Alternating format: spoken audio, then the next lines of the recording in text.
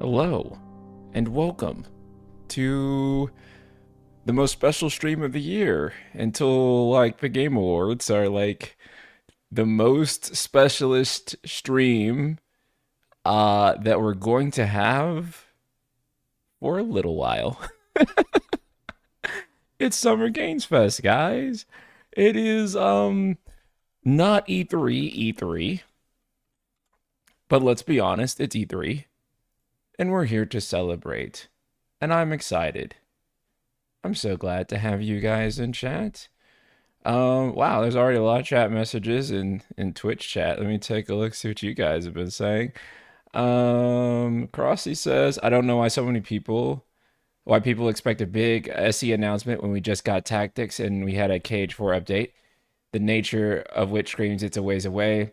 We got Dragon Quest remake release dates, Bravely Remaster just dropped. Yeah, I mean, everyone's expecting the big AAA game from Square, and the only thing that's even probably remotely close to being ready to go is 7R3. I don't think that's happening today, but that's the closest thing to being ready. I have noise reduction on right now, so let me know if I start cutting out really badly, because sometimes noise reduction will do that. But someone was complaining about too much fuzziness in my audio yesterday, so I was like, okay, maybe I'll try to address that. The only thing is that noise reduction, especially with these Shure mics, it'll sometimes clip into your words, and I hate that. Anyway, do you think Xbox Showcase will secretly be peak? I mean, Expedition 33 was revealed there, right? Persona 3 Reload was revealed there, and apparently Persona 4 Remake is also going to be revealed there, according to recent rumors. Unfortunately, I don't think I'll be able to stream the Xbox Showcase because I'm actually going to be quite busy on that Sunday, but it will certainly be nice. Look and sound good. Oh, thank you so much. Dope eyebrows, brother. Thank you. So yeah, I mean, for some reason I thought you went to the Game Awards of Blitz. No. I've considered going for a while now, if I should go to the Game Awards in person, but it just always seems to make sense to just stay at home and stream. Logistically, from a business perspective, from a hype perspective, from an energy level perspective too, because you know, they're gonna have to fly back home, and then they're gonna have to make content on stuff, and it's tough. But it is cool being there because you get to make a lot of connections, especially for a content creator, and you get to play a lot of games and demos that you would not get to play otherwise. So it is worth it. So I mean, I wouldn't say don't go, but I mean fuck. It going is a pain in the ass, I think. But I would go. I would definitely go. But whenever I just weigh it out, I'm just like, fuck it, I'll just stay at home and I'll just stream it. I do think next year I want to actually go to cons, actual gaming events, like PAX and stuff again, because I used to kind of go to events and stuff, and then now I don't. Now I'm a homebody again. Um, yeah. The thing is that this restructuring is a little bit different than their previous restructures, because yes, Square Enix does restructure kind of every couple of years. But the whole reboots and reawakens thing that they're calling it is a little bit more deep and thorough. Essentially, they're trying to uh turn the whole business around. Robert Smith, thank you so much for this super chat. I called it correct the other day. Final Fantasy Tactics Remaster. Today, I'm going for Chrono Trigger HD 2D Remaster with some additional content. Sir, I would love it if you could make that happen. I don't feel like that's what's gonna happen today, but if you can make that happen, I think that'd be cool. I don't see it happening personally because um, I think they're too busy with Dragon Quest 1 and 2 HD right now. But I actually think that Chrono Trigger is not out of the not out of the realm of possibility. But I would say that it would happen after we get Dragon Quest 1 and 2. So that's going to have to wait. So yeah, I don't particularly expect a big thing from Square today, but if we do get it, I'm gonna be happy. But I'm not betting the farm on that today, personally. That would be great though. Since Square Enix just announced Final Fantasy Tactics Remaster, it's very unlikely FF9 will be announced soon. Right. I mean, the fact that they changed the profile picture on the official Twitter to Ramza, I don't feel like they're going to announce FF9 like immediately after doing something like that. Right? They only really change the PFP when basically, I mean, changing the PFP is like like a signifying thing to say, hey, this is the face of the brand for the moment, right? So Ramza is kind of the face of Final Fantasy for the moment until the next thing, right? So Tactics is the next big FF thing. You're gonna see Ramza, and yeah, you're probably not gonna see Zidane. Maybe FF13 remastered will show up. Maybe I don't think we have a good rumor for an FF13 remaster. You know, if we had like a rumor or anyone saying anything, currently the rumor is that we're going to be getting a Foam Stars tier um announcement, and so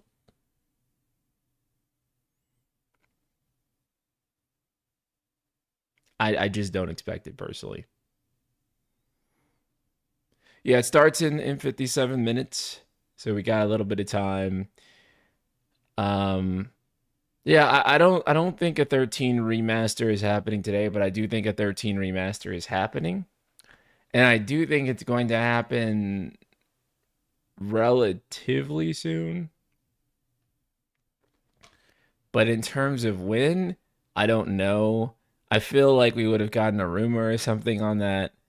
But we don't have anything, so I also feel like a 13 remaster would have happened yesterday and not today. The reason I say it would have happened yesterday at the state of play is that it is probably much cheaper to have your game featured at the state of play than it is to have your games featured at Summer Games Fest. Summer Games Fest is probably much more expensive to show your game off. 13 just being a remaster is not probably worth the budget to spend on marketing that on the Summer Games Fest floor. You know what I'm saying? Probably not. Doing that during the keynote, or do you even call this a keynote? During the main presentation, whatever the fuck you want to call it, probably not worth the cash. They typically are going to spend that on a bigger game, something more on the AAA side of like, not to say that 13 wasn't a AAA game, but a AAA release, a brand new AAA release with that marketing budget. Now, I could be entirely wrong. They could definitely show off some shit, and I'm like, oh shit, okay, well maybe they are spending that money. But I'm just like saying that like based on like what we know, based on the money, I would say that that probably would have gotten revealed yesterday. In terms of Nier, I think that a new Nier game is definitely in development. Taro has been hinting at it for a very long time. So I do think that a new Nier is on the horizon. I don't think that will be announced today, but I don't think it's out of the realm of possibility for it to be announced sometime this year. Oh my God, Dell, thank you so much for the tier one, brother. Thanks for being with us for 11 months on an 11-month streak. God damn. What Nier should I start with? The best one to start with is still probably Replicant, if you can, because I think you'll pick up on a lot of stuff on with Automata if you go straight it from Replicant to Automata. But realistically, you can play it either way. Like it doesn't matter as much. But I think that you get more out of the experience if you play Replicant first and then play Automata. But I mean, I played Automata first. Statistically speaking, most people technically played Automata first because one sold 9 million and the other one people had to go back to after the remake. So it doesn't matter per se. You can really enjoy them either way, but it's up to you. Whichever one appeals to you most, and then you can connect the dots through the lore and whatnot. So, do we really need a new Nier? Yes. The fuck do you mean? Like, we definitely need a new Nier. Like story wise, probably not. Like artistically, maybe not. But like in terms of like consumer, yes, I need a new Nier. But also, I mean, this is Yoko Taro. Pain can always happen. As long as there is a living creature in this universe, Yoko Taro can make it suffer in a way that suffering has never been done before. So, um,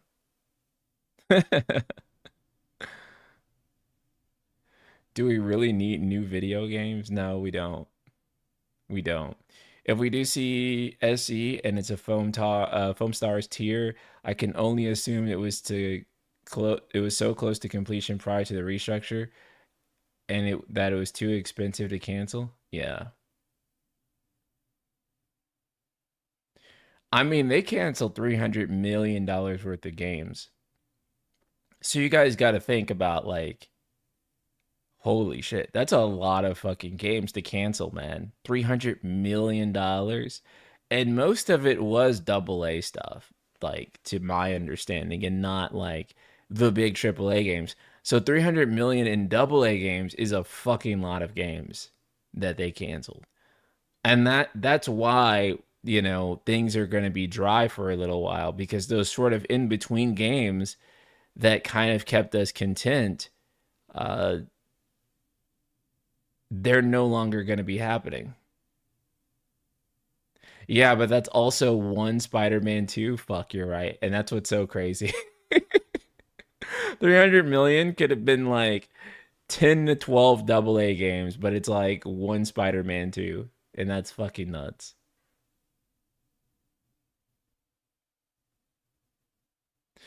Considering Nier spun off of from a joke ending essentially of Drakengard, a new Nier could be literally anything. It could carry on from any ending of any prior Nier game, stage play, or even Drakengard 1 or 3. 2 wasn't by Yokotaro, if I recall it correctly. Yeah. So we have no idea what a new Nier may look like just based on that alone. That being said, I'd also love to get a remaster of Drakengard 3 because that game runs like shit unless you play it on an emulator. It's like the only way to play that game. Otherwise, I mean, it is literally unplayable on the hardware that it is designed for. Not literally, but basically. It depends on if you consider 20 frames per second playable. I personally do not. Automata selling so consistently and still being an evergreen title like 15 makes me kind of wish that Final Fantasy VII Remake was just one single game. It probably would have made a much larger profit for Square. Yeah, it probably would have, but it also would have been much higher risk and much more difficult to get greenlit. And it definitely would not have turned out in the same way for sure. They would have had to use a world map, that's for certain, because there's no way they could do what they're doing in say Final Fantasy VII Rebirth, where it's this big open world. They would have had to make cuts like that. Now, for some people, that would have been for the better, right? Like, I would have made it a better game if they didn't have uh the big open world. It also probably would have made it a better game for some people too if they didn't have a lot of the story expansions that they currently have in the final game. So, whether or not that would have made it much better is ultimately going to be subjective to what you consider a better Final Fantasy game at the end of the day. When I look back on Seven Re Trilogy, though, I think that some people, especially on Twitter, that really hate Seven, they will use that as an opportunity to be like, well, they shouldn't have made a Final Fantasy VII remake. And I'm just like, okay, that's not true. Like, that's false. Like, they definitely should have remade Final Fantasy VII. It's one of the most iconic video games of all time. Right now, remakes are all the rage. People begged for it for ages and ages and ages. The right thing to do was to remake FF7. Um, that's like not even debatable. I think it's silly to even, suggest that remaking Final Fantasy VII was not the correct thing to do. However, where you can make an argument in that is maybe saying they should not have remade it this way. They maybe should not have done three parts. Those are fair arguments. But saying that, like, oh, they just should not have remade Final Fantasy VII, people just need to get over Final Fantasy VII. I don't think that's necessarily the best arguments, especially, again, when you consider that people demanded this, when you consider that everyone else is doing very successful remakes of their game. Look at Resident Evil, for example. Um, but they probably should have made it two parts instead of three. That's for sure. Um, I think the less parts that they did do probably would have helped them more financially, for sure. So I think that if they could have, you know, squeezed that into one game or two games at the most, it would have been great, right? I think the narrative and I think the sales literally themselves would have been a lot different if this game was two parts. Because right now we have a lot of people discussing FF7 fatigue, right? They're like, fuck, I don't even want to see the third part of the game right now. That's really fucking bad. People have FF7 fatigue that bad is that they're like, shit, I don't even want to fucking see it. That's rough. That's really rough. Capcom is basically remake the studio and are successful. Yeah, exactly. And I don't think it's wrong for Square Enix to try to remake Final Fantasy VII or to try to do Final Fantasy remakes, considering that's what the industry is doing right now. Like, that's the appropriate move to make. It's just that it probably should not have been three parts. If this was the PlayStation 3 and we were coming off of Advent Children and Final Fantasy VII hype was at the apex of its like entire existence, then I would say, yeah, do not only do three games, do like five, bro. But right now, I feel like probably should have just been two games. And I think with two games, you also have this really good cutoff point, right? Because you would have been able to make it so that the first game was this sort of like, okay, we go from Midgar all the way up to, you know, Forgotten Capital, Forgotten City, and Aerith dies, right? And then in the second game, there's you do everything else, and I would have cut a lot of content and I pushed it all into the third or the second game, but I would have rearranged things probably a little bit more heavy than what they did. Um, I get it, but I like looking back, I don't think Midgard needed to be a full game. Actually, I really think that's what we're actually debating when we talk about this is like if Midgar should have been a full game. And I know a lot of people that actually like Remake more than Rebirth, and I understand why, but um yeah, if we're talking about like pure cost efficiency, I'm not talking about like what people may enjoy more or anything like that. I just purely mean um, business here. Then Midgar probably didn't need to be its own game, and they could have squeezed it all into two games, and that probably would have been financially beneficial for them. Morgana, hello. Glad you caught me live. So unironically, I feel that if this whole remake project over two, maybe three console generations, when it's all said and done, wastes its ability to finally unify the elements of the compilation in a satisfying way, like do something with fucking Genesis, I'm gonna be mad, especially with all the new bullshit there. Right? Yeah, yeah. I mean that's the risk here, is that it does have to unify the compilation at the end. So I do expect part three to fucking have Genesis, like make all those compilation elements come together in like one big way. But that's a lot of pressure on part three, right?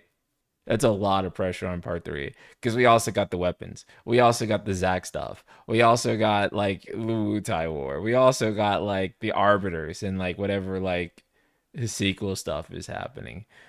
Um, and then that's including whatever they plan on adding into this third game and all the other elements of the remake trilogy. So there's a lot of stuff that this third part has to like kind of get done. The multiple timeline. Yeah, I didn't even mention the multiple timeline shit. Like I didn't even mention that. I'm just talking about like what's going on in like the current timeline. Do you think we're getting a title drop today? Gun to my head, I'd say no. But I would like to see one. Honestly, I think an announcement of it would just be cool. Like, even if it's not anything like special, they just show like a render of Cloud or Sephiroth or something, and then they cut to the title, and then that's it. I think that would have been fine for me.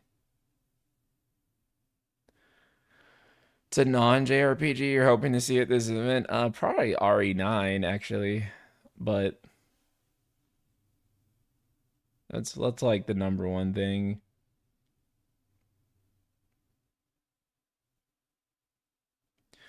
Do you think we see FF17 anytime soon? Brother, I don't think we see FF17 soon at all. I think FF17 is 5 years away from announcement, not even release. I think FF17 is that far away. I'm sorry if the noise thing cuts my laugh off. It always does that. It hates my laugh. I think yeah, FF17 is next decade. It's not this decade. Not this decade. I genuinely think it's that far off.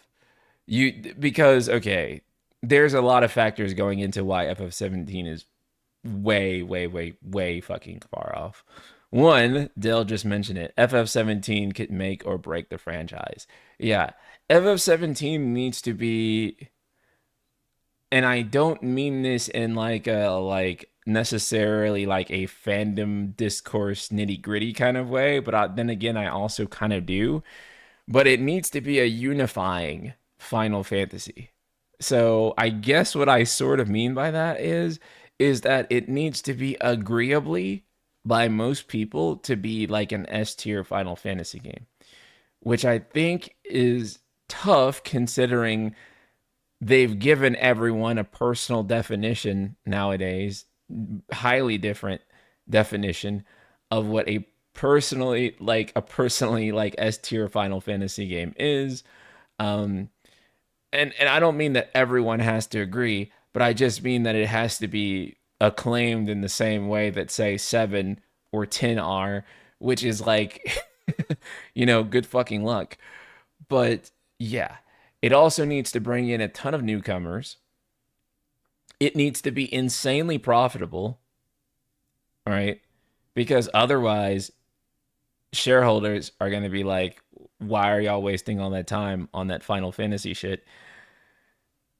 Um, Probably needs to be done with a reasonable budget because again, it needs to be very profitable. Otherwise, yeah. I don't think a FF game is ever going to be well received by the fandom. They should just shoot for a critical hit like Rebirth. No, yeah, I mean, I agree. I agree 100%. But again, part of that is that they've factionalized Final Fantasy fans so greatly that, I mean, a good Final Fantasy was already like a debatable concept, like among people, because you had people that love 6 and 7 and 8 and 9 and right. And those are all games that have a huge amount of overlap, but they're all different in their own unique ways.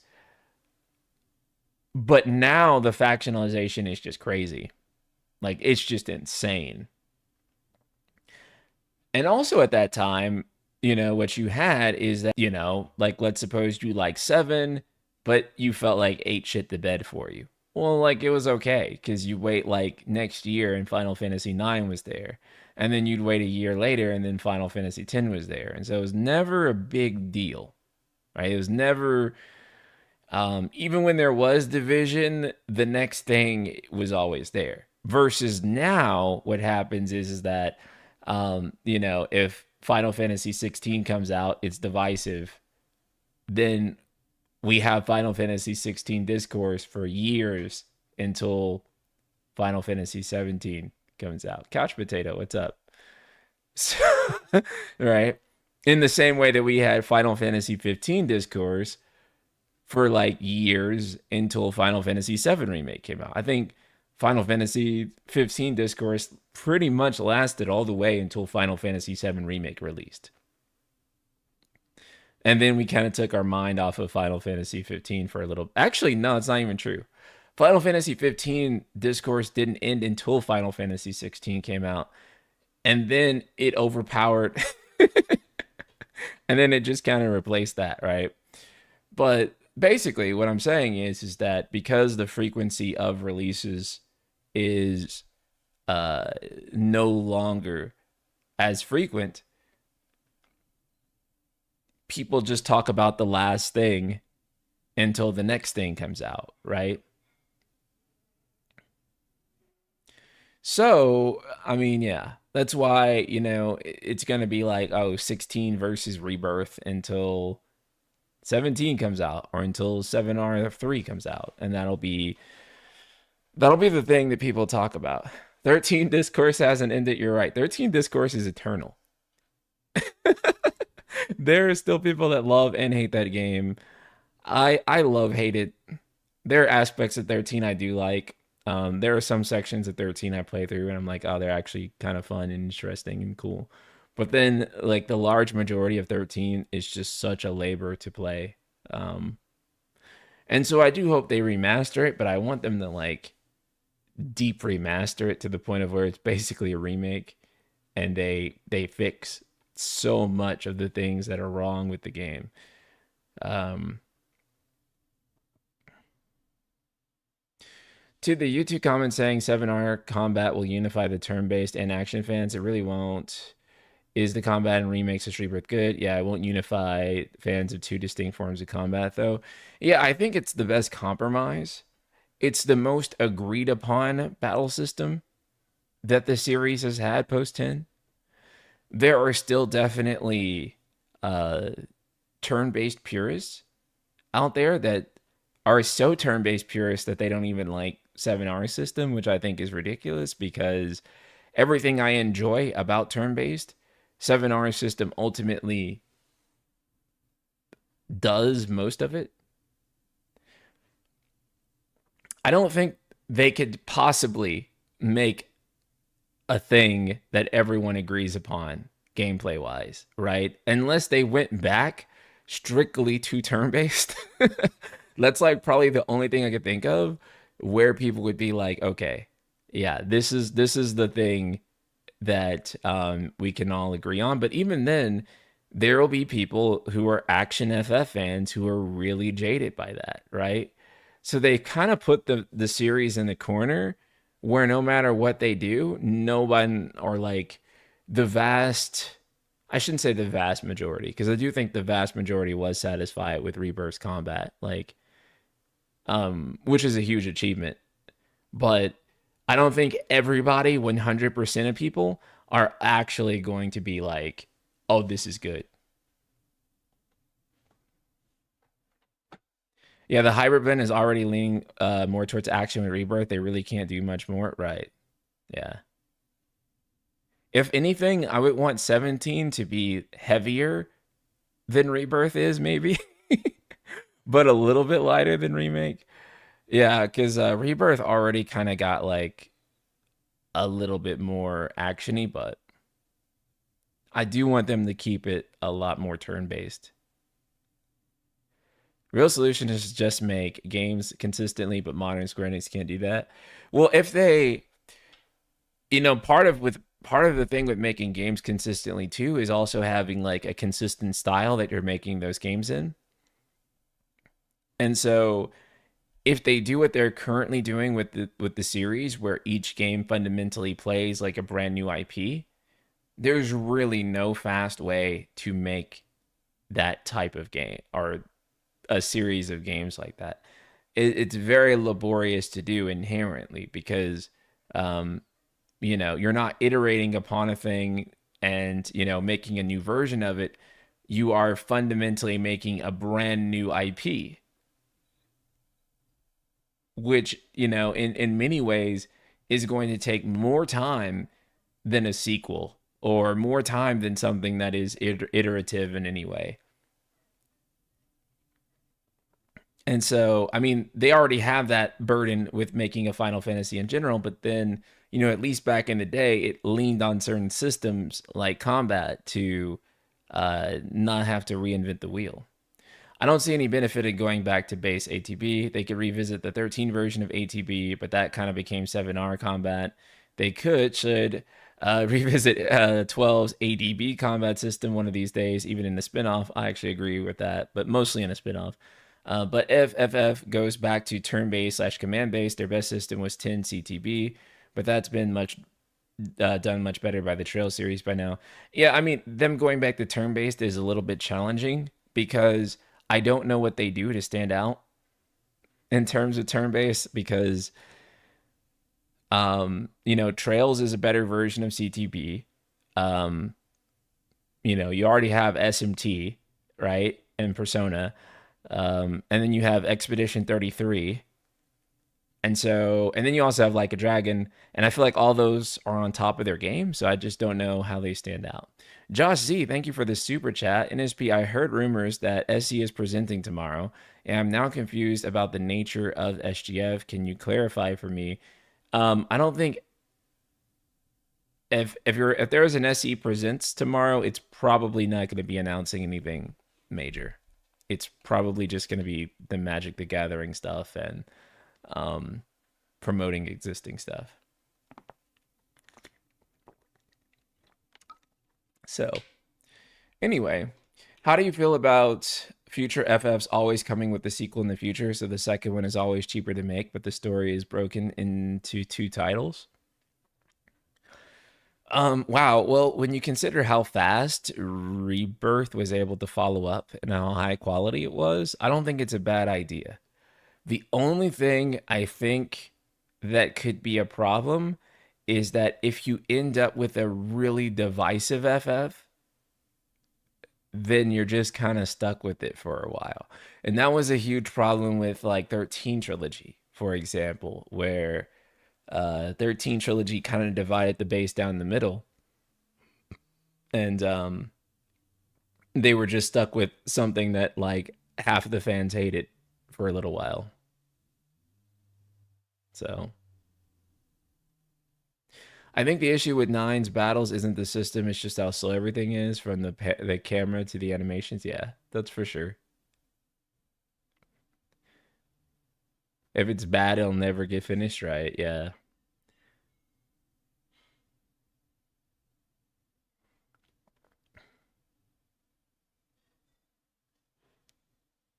I don't want to wait for the story to finish anymore. I just want it at once.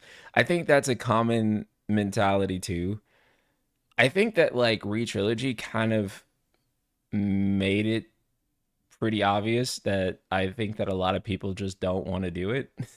They don't want to go through the sequels and stuff. They just want that one big self-contained story, but it's just hard to do that at the same visual fidelity, you know?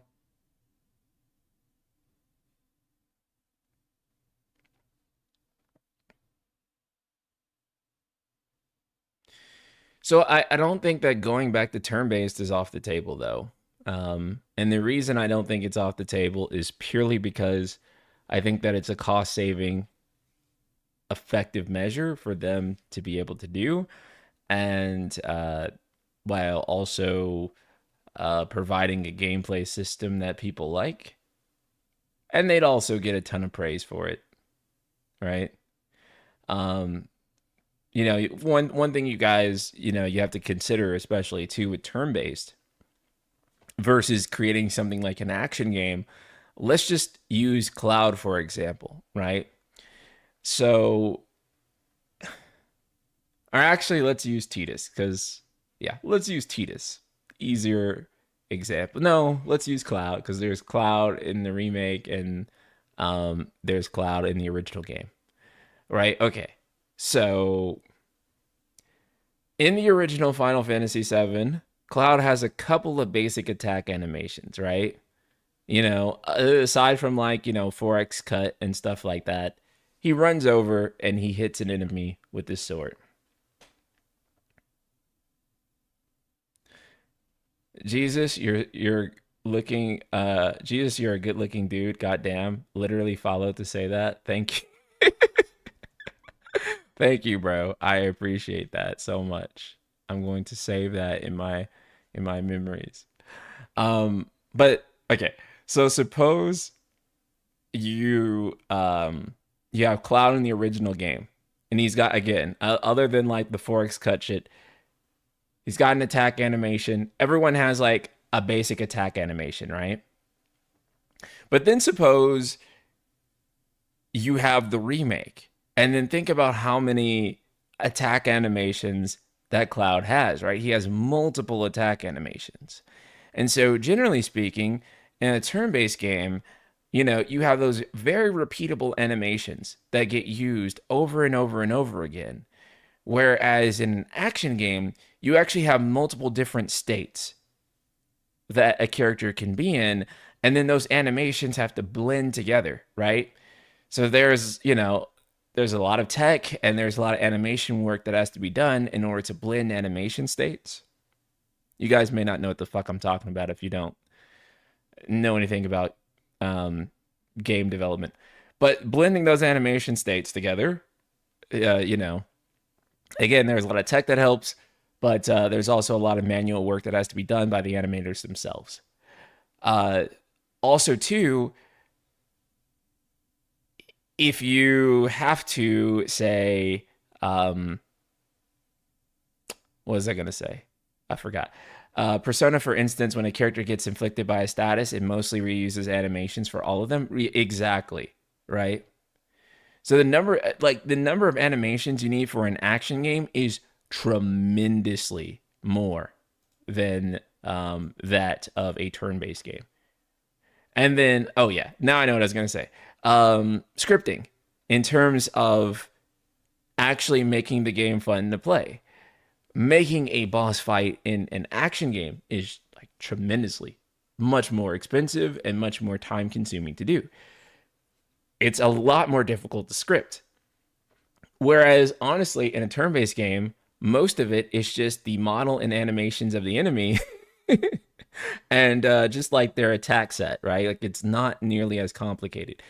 QA is also a lot more difficult on an action game because the permutations of things that you can do is generally going to be a lot higher.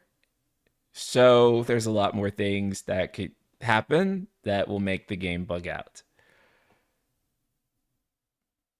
So There's probably over 250 animations for Cloud walking and running for the motion matching and animation blends, and that's just moving the character on the map. No attacks. God damn.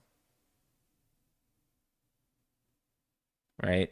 Yep. And that gets even more insane too when you factor in the aerial combat states versus the ground combat states, right? So if you're an action game where you have juggles or you have aerial combat states, where I mean most action games do, then you have to increase the number of animations that you need even further.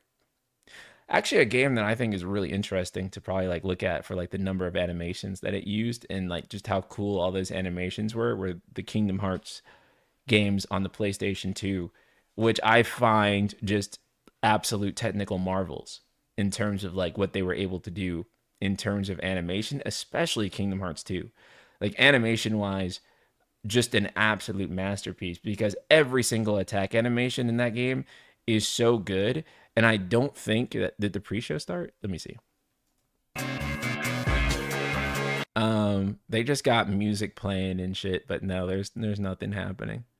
Um, but yeah, like Kingdom Hearts 2 especially is a fucking masterpiece in terms of like the animations, how good they all feel. I don't even think that like Kingdom Hearts 3 even or like even recent games like really came close to doing it. Kingdom Hearts gets to skip creating hundreds of animation blends because you accept choppy movements when things are stylized. Yeah. It's when things are realistic that it has to like perfectly blend in together and stuff like that, right? But if Snora just snaps to like another animation, it's like it's okay. You know, he's a little Disney guy. That's what he does.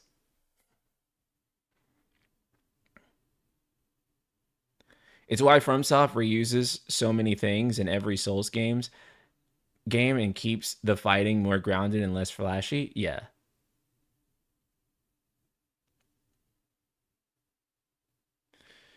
exactly. I mean, and that's one of the reasons that FromSoft is able to come out with so many games in like a pretty good cadence, right?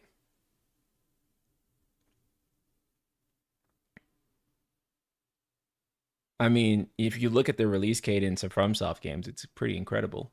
And each one ends up being game of the year tier for the most part. Second form and KH3 lack so much sauce when compared to two animations. Oh, I agree, brother. It still doesn't quite get the two's animations, which is crazy. I don't even understand it. Like and nothing in three feels as good as Explosion in Kingdom Hearts 2. That animation is just so fucking cool. I remember the first time I saw Explosion in Kingdom Hearts 2, and I was just like, this is the coolest fucking shit ever. And the way that animation feels to pull off and do, my God.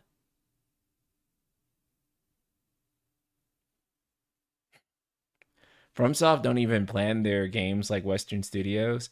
I think a dev told me they make all the bosses and enemies in isolation. Then the design team just picks them out of a hat and uses them wherever they feel like. Holy shit, that's kind of insane.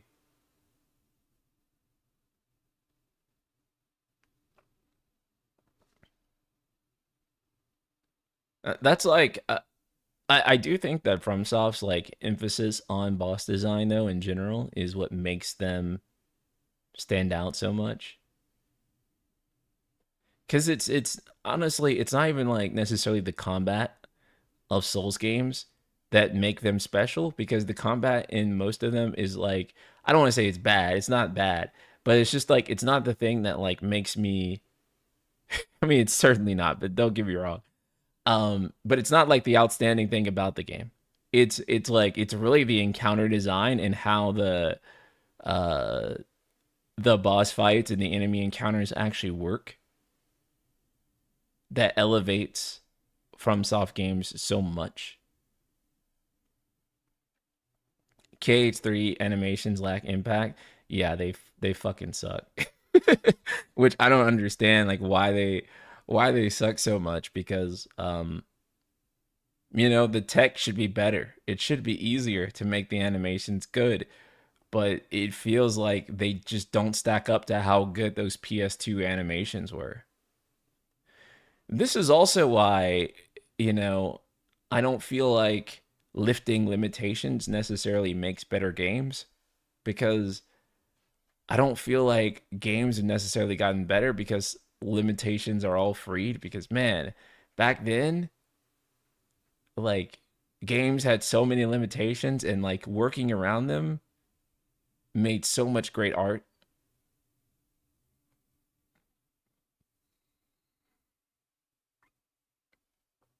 Cage 3 is much more freeform and you can do whatever. So yeah, going back to Cage 2 is tricky because it's entirely different game. Yeah, it is. Cage 2 is not as freeform as Cage 3. NSP, have you played Sekiro? Bro, I fucking love Sekiro. Not only do I love it, I consider it to be the best action game of all time. At least in my opinion. It's my favorite action game ever. I fucking love Sekiro.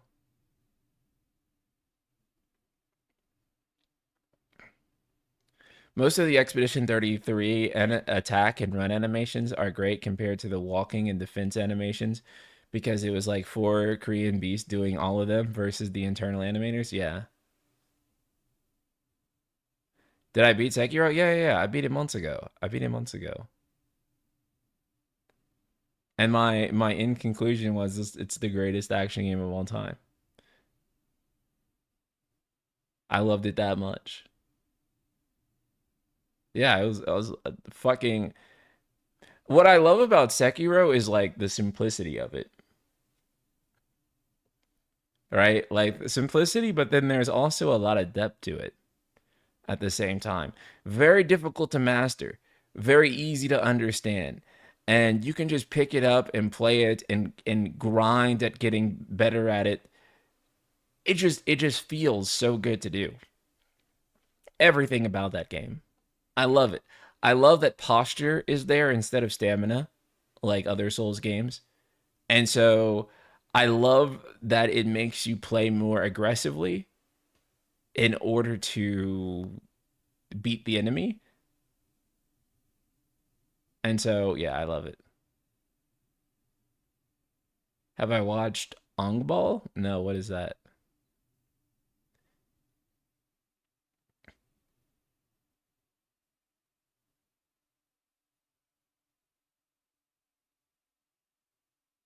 Sekiro is the best From game. I agree.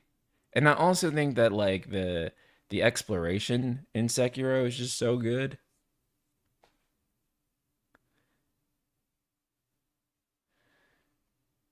High praise. I might have to give it a shot. I haven't played it because I'm not that into Souls likes.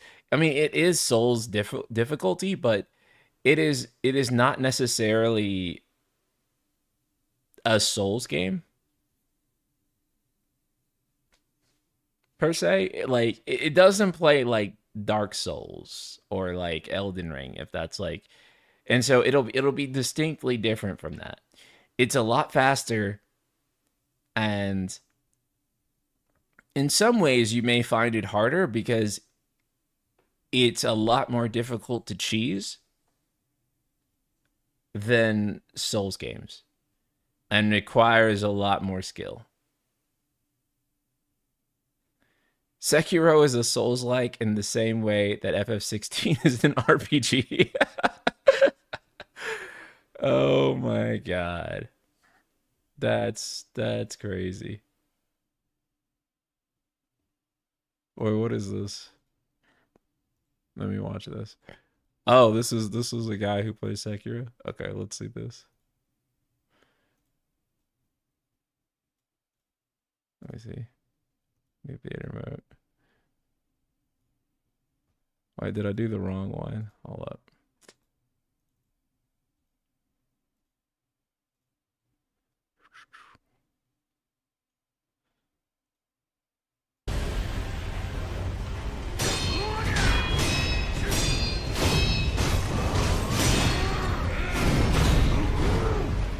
Jesus.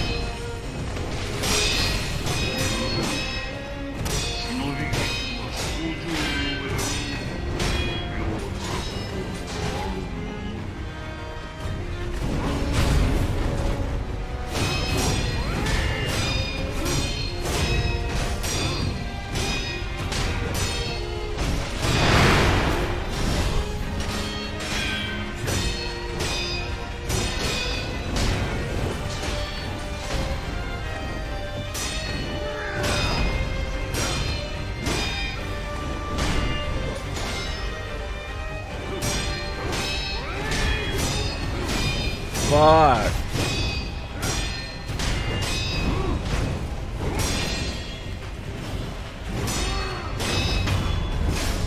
Yo, bro, he's no joke. Okay. God damn. Dang. Yeah. Yeah. Um. Yeah. I really don't know how I would like classify Sekiro per se. Like I wouldn't, because I wouldn't call it a Souls like, but I also wouldn't call it a hack and slash either. It exists in a different realm than like the action game dichotomy of Souls versus hack and slash. It's like it's its own thing. Sekiro is a hybrid of Souls like and action game. That might actually be a good way to describe it. Yeah, I don't consider it like a character action because it is not like it's not a Devil May Cry like at all. Like it's not a Bayonetta like even not whatsoever, but it's still not quite a Souls. The second strand type game. Yeah, it's a different thing. It's a different thing. If we really get into it, a lot of action games kind of like fall under like their own different genre of like action. But like, you know, nowadays everything is either like it's either a hack and slash or a Souls, but I feel like a lot of stuff is not really either one. Like Stellar Blade is not really a hack and slash, but it's also not really a Souls, for example. Um, but then again, you could also consider Stellar Blade a Sekiro like. So I don't know. Kingdom Hearts is also kind of like truth is action game genres are all so fake. Yeah, I know. It's all made up. It's all made up. It don't matter. Yeah, I think modern discourse just makes it so that it's like it's either a Souls or a hack and slash, but there's actually like a lot of action games that kind of just exist in like a third secret area that's like not quite either. But of course, we didn't really have that kind of dichotomy, that way of looking at things before, you know, recent modernity. We used to accept that there were other types of like action games and ARPGs that weren't quite hack and slash, but they were like their own thing. Like Kingdom Hearts, for example, right? Like Kingdom Hearts is not really like a hack and slash game, but it's definitely an action game of its own type. That's separate from something like Souls or something like a Devil May Cry. Does Stellar Blade have the rhythmic combat style of Sekiro? Yes, and huge emphasis on parry. It also has like something that basically is like the Makiri counter, almost exactly like it. So, um, yeah, it's very close. It's pretty similar to Sekiro. Big difference is that you don't have like prosthetics, but you do have like grenades and stuff like that. Stellar Blade is Sekiro in the sense that it's very parry centric. Yeah, Blink is basically Makiri counter.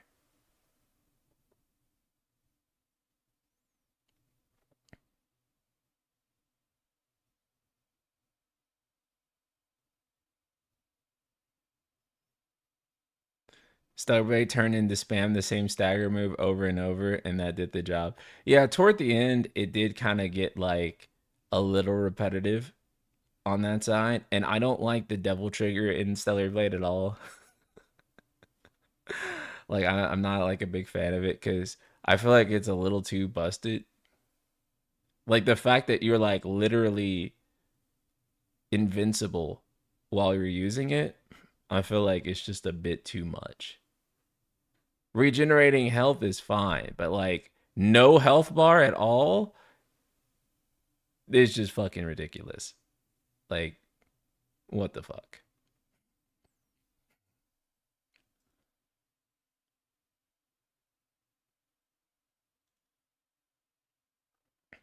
Came out of nowhere too. Honestly, my biggest hope is that with the next Stellar Blade, they hire a writer for it because I hate to say it, there was definitely no writer with the first game. It just was like assets, man. It was just straight up assets on assets. Like,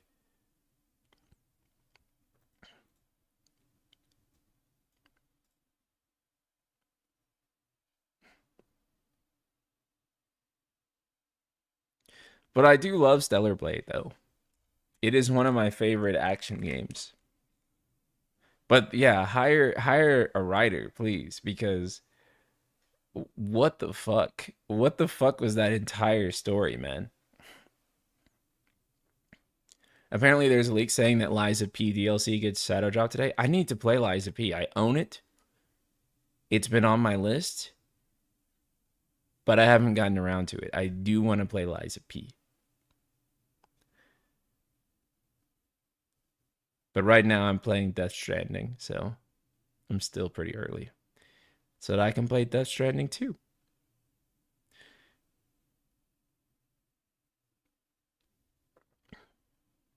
I couldn't finish the story, all that energy making infinity skins, but couldn't stand the story or dialogue.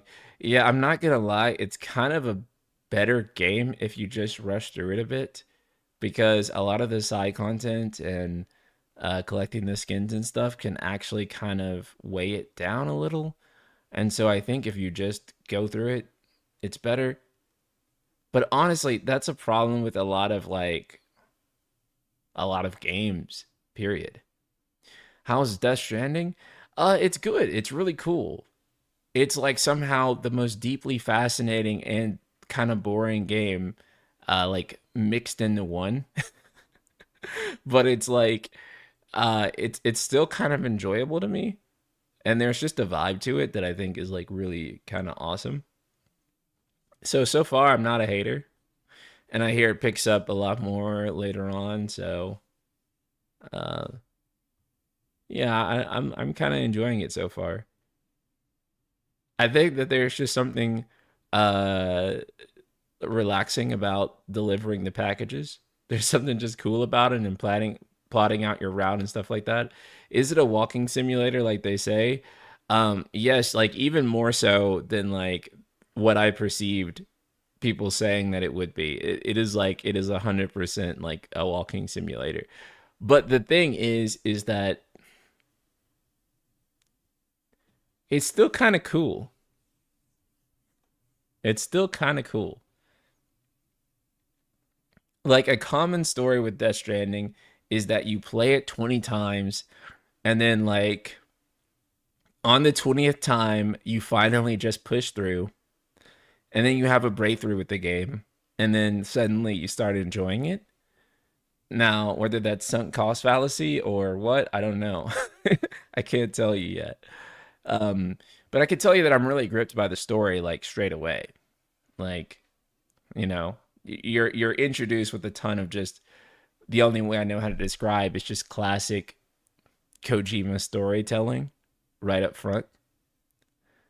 And they start using, all of these proper nouns and all these other terms and really interesting concepts. And you're like, fuck, okay, you got me, Kojima. I really want to know where this is going to go.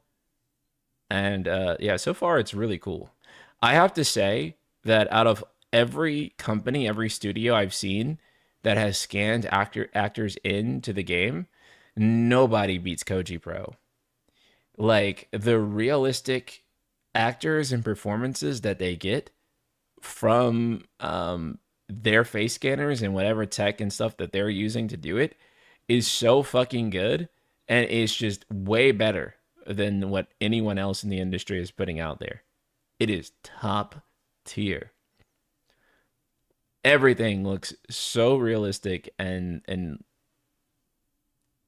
well performed in a way that I can't name too many other games it's quite like. Kojima has always been really good at faces. Yeah, I can imagine. Even over Naughty Dog, I'd at least put them on par, you know?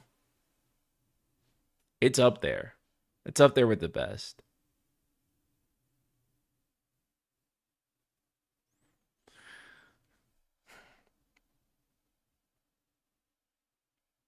99 doesn't depend on face scans. Oh, okay. So it's interesting. So then they do a lot of their did they do like a lot of their faces by hand then?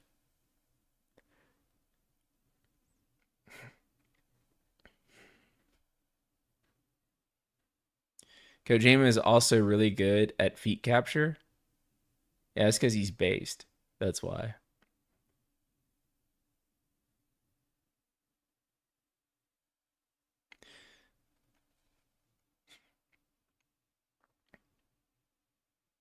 Yeah, I was like kind of blown away how good the face capture was in Expedition 33, considering it was just metahuman and like an iPhone 12. Joel is 100% by hands. Same with Ellie. Wow, that's crazy. That is like absolutely insane.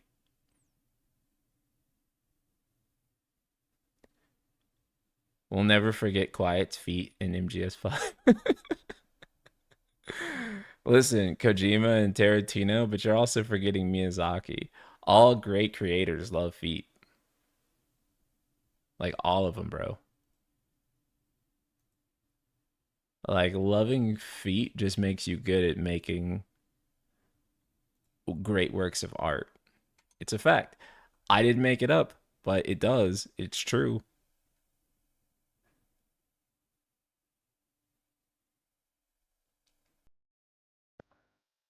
I know that test has been there for a minute.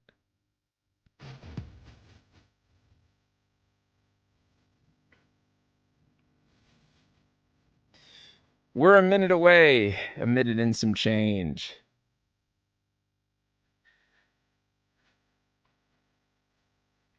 Hope you guys are excited.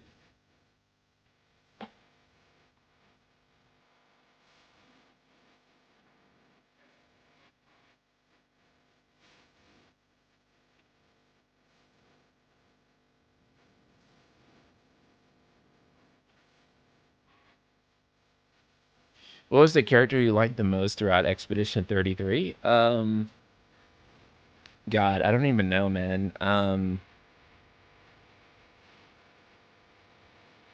think Mael is like the strongest character for me overall. But I think my bias pick would have to be Lune, but super biased for reasons. But I think the character that's strongest in the narrative for me is Mael.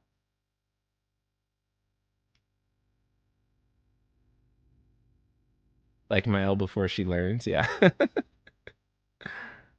I think she's like the most complex character.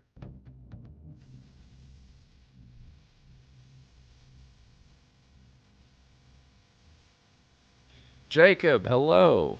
Thanks for joining us. Glad to see you here, man.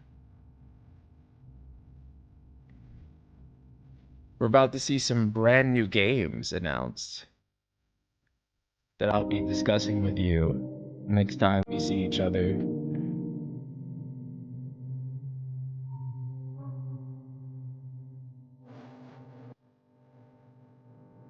Let me turn myself up. Please welcome to the stage the creator of the Game Awards, Jeff Keighley. It's Geoff. Roto Capsule, thank you so much for the super chat.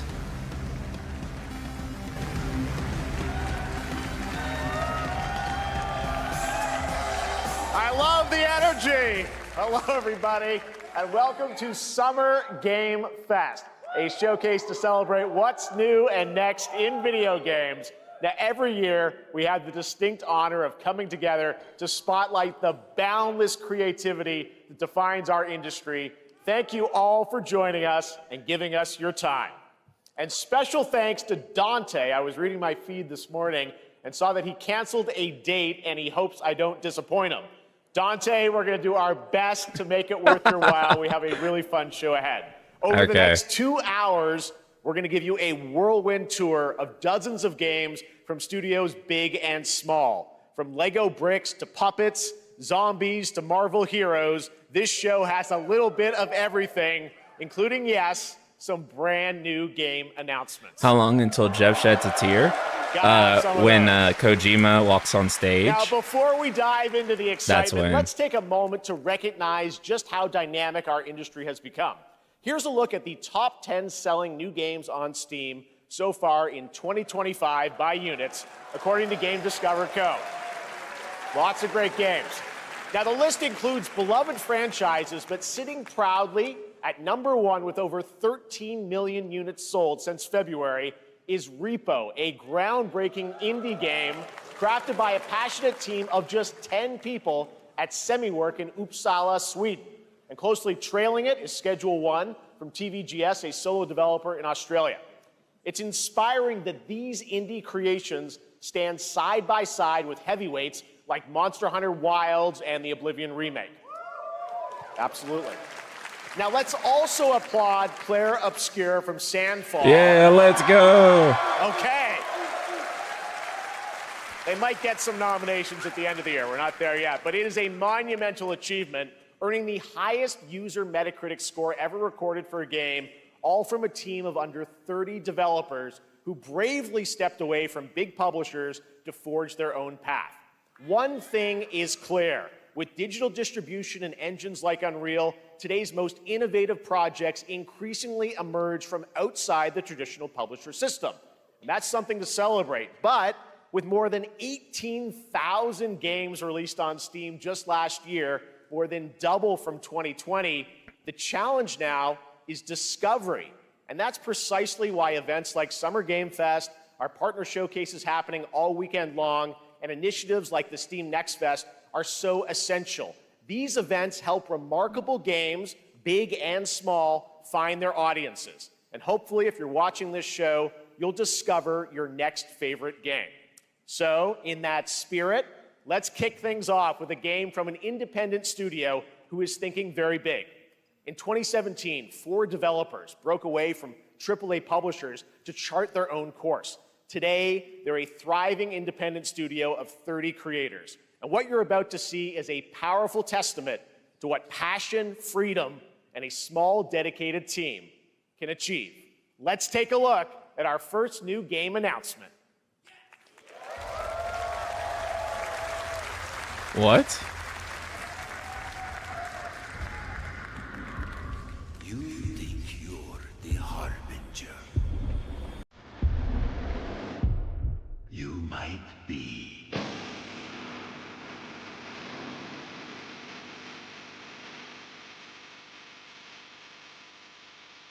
This looks like a Souls-like. They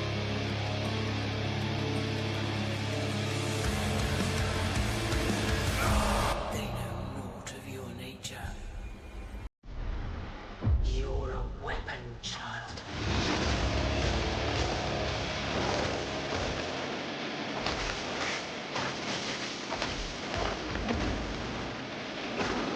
What the?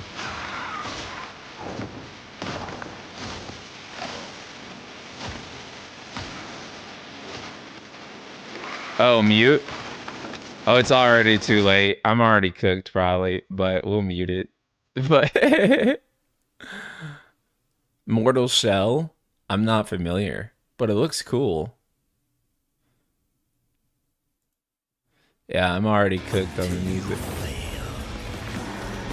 Then what?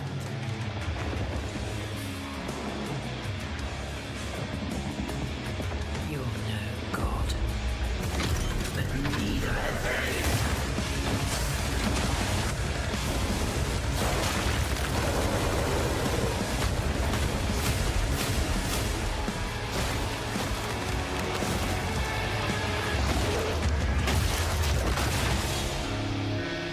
Yep, Mortal Shell 2. Wheelchair baddie too woke for night skippers.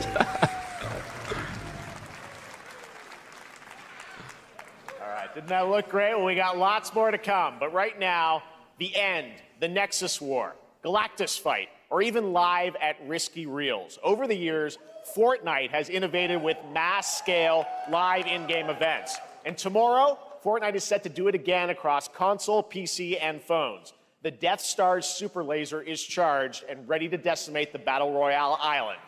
But there's still hope. You and your friends can join the fight. Here's the first exclusive look at what you'll be part of tomorrow in the brand new live event, Death Star Sabotage.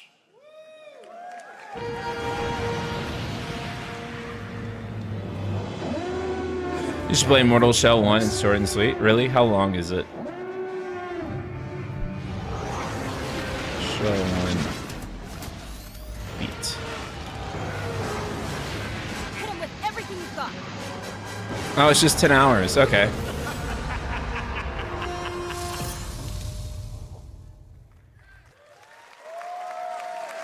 Think I saw Jonesy. All right. Right now, it is an honor to welcome to Summer Game Fest a legendary game creator who is set to release his latest project in just a few short weeks. With each of his games, he pushes the gaming medium in bold new Kojima, directions. let's go. And we are honored to have him with us for the first time at Summer Game Fest in person. Please, everyone, join me in welcoming the great Mr. Hideo Kojima. Yeah, let's go.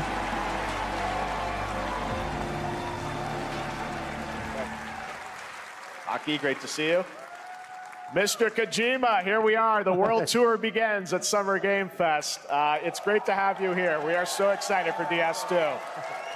So let me ask you, Mr. Kojima, you've worked for many years on this project. What do you hope players take away from DS2 when they play it later this month? DS1 が出た後にコロナになったので、 Well, we hit the pandemic after we released 僕ら皆さ DS1. ん、コロナを体験したと思うので、 Everyone experienced コ the ロナを pandemic. 体験した中での So, 新しいつながりというか、 I wanted to それをもう show 一度ゲー something ムをプレイし new ながら、 connection 考えていただきたいと after 思い we ます。 faced the pandemic. So I want everyone you to think about that when you play this game.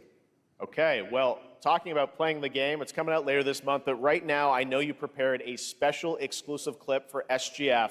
Let's take a look at this. はい、I think he thought that he was going to talk more. Oh no.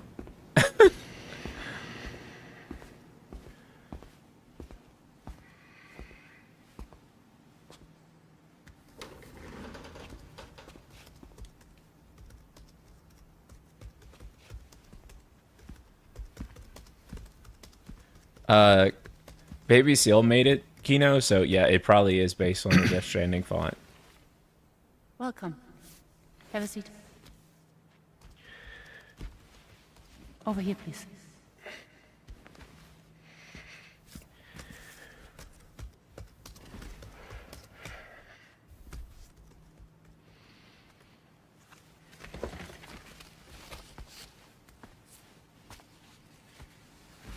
No smoking, please.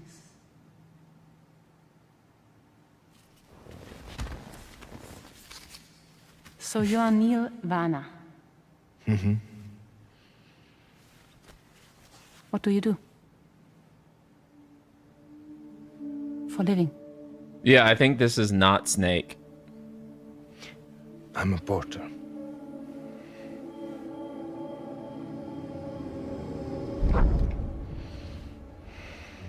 So thank you. We're good for the day. Okay. Thanks. Neil.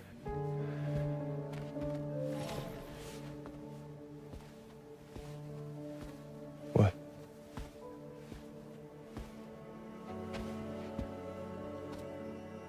So you made it then. Sorry. You really don't remember me.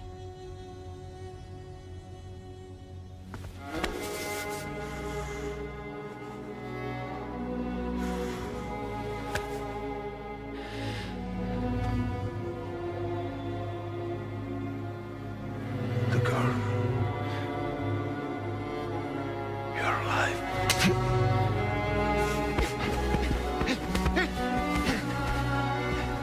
Stop! Stop! Stop!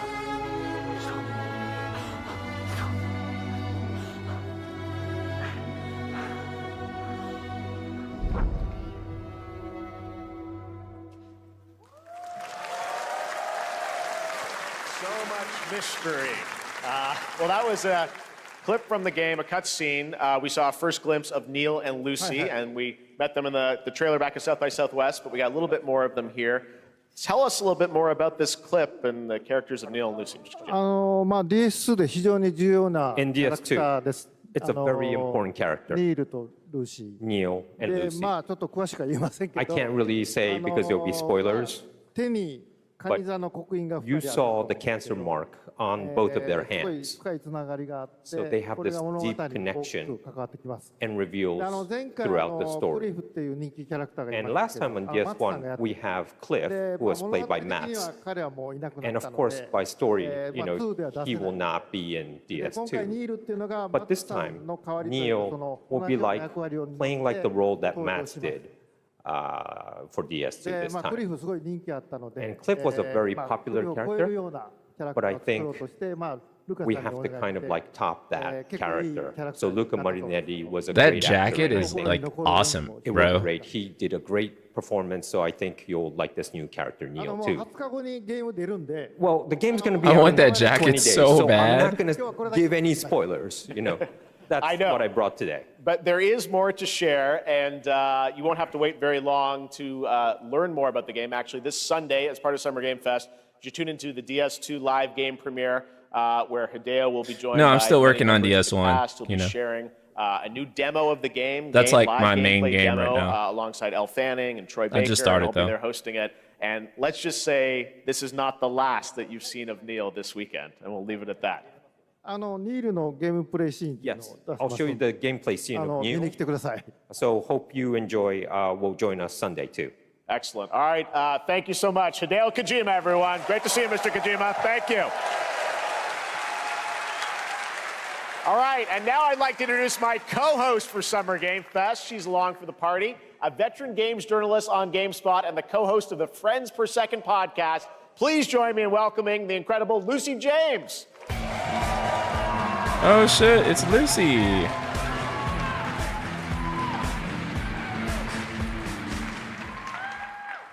Thanks, Jeff, and hello, Summer Game Fest. I am so excited to be here this year. Thank you for having me. Now, we are honored to reveal an exciting new project from Raw Power Games, a new team headquartered in Copenhagen, Denmark. Here, you can engage in intense combat, fight for land, glory, and legacy, and lead massive armies into epic scale battles, as narrated by actor Tom Hardy. Thou shalt not kill. So the priests tell us. So the Lord commands. But ambitious men do not listen. I sought no war. This team took a lot of talent from Creative Assembly about 7 years ago. Total War guys? Oh, okay.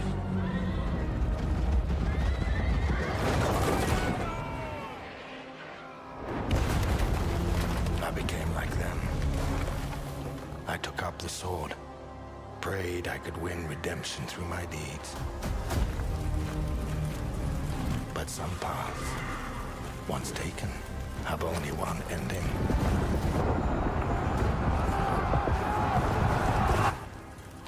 I shall find no peace. On this road, there is only death.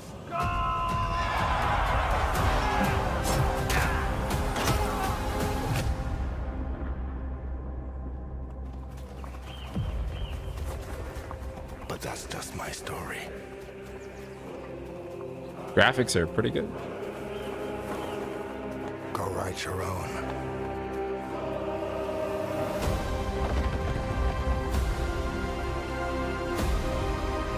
Chronicles Medieval.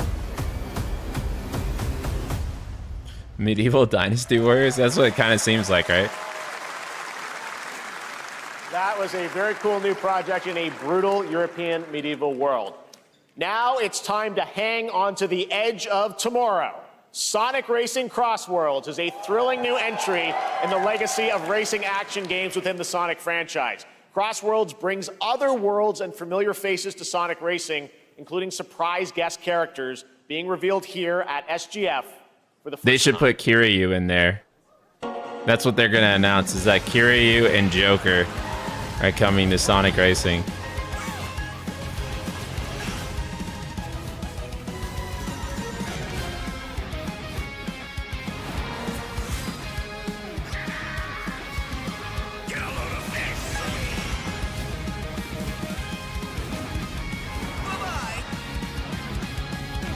SpongeBob? That'd be funny. That would actually be an instant buy for me, Crossy.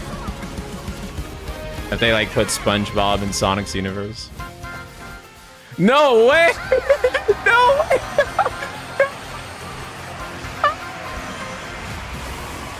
Bro! Bro!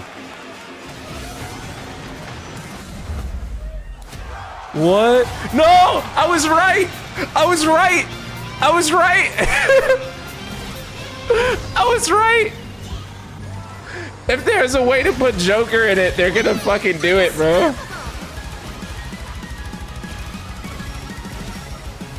Time for me to win this. Oh my god, I called it! Coming in September, but that is not all. We'd like to introduce the man behind the creation of everyone's favorite blue hedgehog, Takashi Iizuka. Thank you, Jeff. I'm honored to be here to talk about our latest Sonic Racing game. Sonic Racing Cross World is the next generation of the Sonic Racing series, developed by Sonic Team and the Sega Arcade Racing Team. You can feel brand new experience from the new future traveling. Joker being there is more confirmation we're nowhere near Persona 6, I know. Also, unlike another kart racing game, Persona 4 remake is this confirmation, game really. will have online cross-platform matchmaking. So you can race against all of your friends across all of the platform. Lastly, I have one more thing I'd like to show everyone here today. Take a look inside of the travel ring.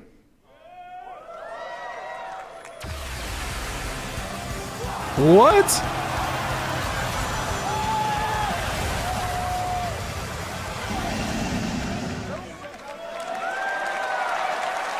What? Minecraft and Sonic. I guess you could say, you gotta go craft. Well, I gotta laugh. That's all I want. That's all I want. Next, we're excited to reveal a brand new action RPG from Bandai Namco Studios. Embark on a journey across a dark fantasy world and uncover a vast story that eclipses time.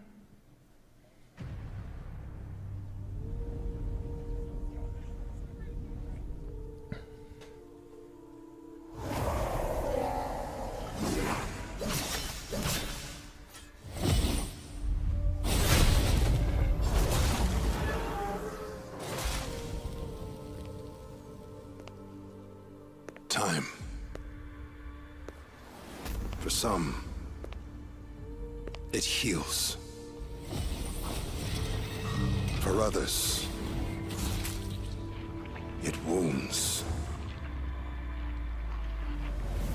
And for our world, it promises only oblivion.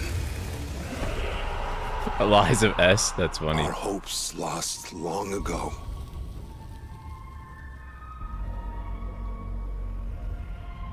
But you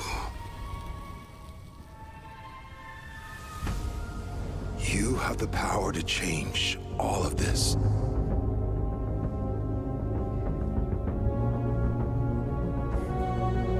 Yeah, I think this is Code Vein too. Could you undo the sins of ruin? In this time, or maybe the next, you'll find how to save us all.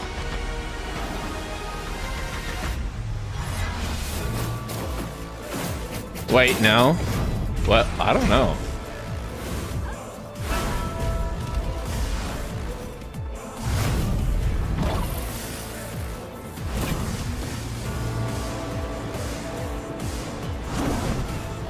Yeah, this seems like Code Vein too. I don't know.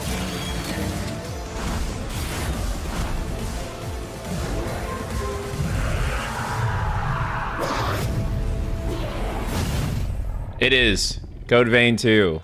Well, I'm really surprised that's getting a sequel.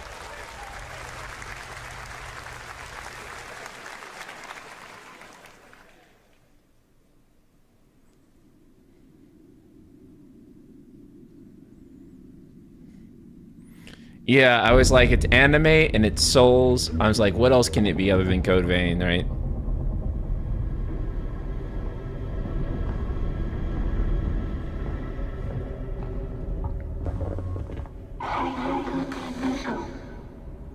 To the one who hears this message, we are waiting for you.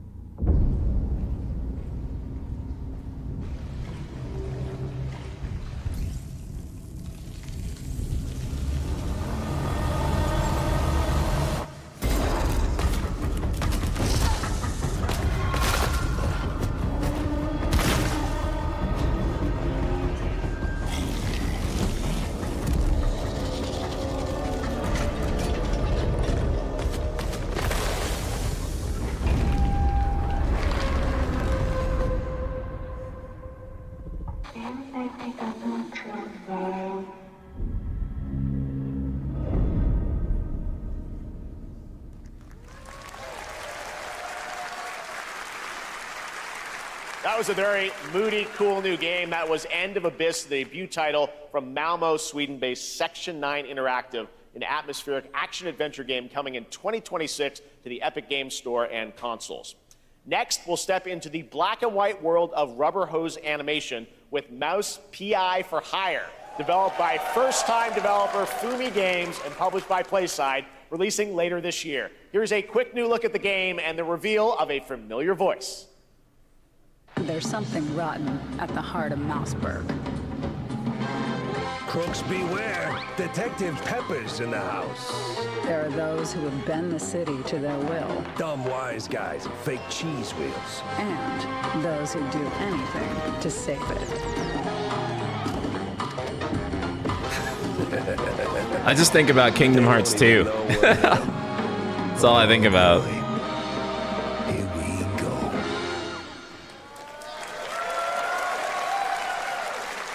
Another role for Troy Baker. All right, that's not all from PlaySide. Now comes the announcement of another ambitious project from this independent Australian developer. We've been talking to them for a while about this project, which builds on their recent launches of Kill Knight and Age of Darkness. But this takes things to a whole new level. It's a premium, real-time strategy game built for PC based on one of the most iconic fantasy franchises in the world. Any guesses? Let's take Final Fantasy. Oh shit. Let's go. Final Fantasy 16 2. Oh my god. Yeah, it's Game of Thrones. You may think you know. Which is still technically Final Fantasy 16, so I was right. But this is not the game you know.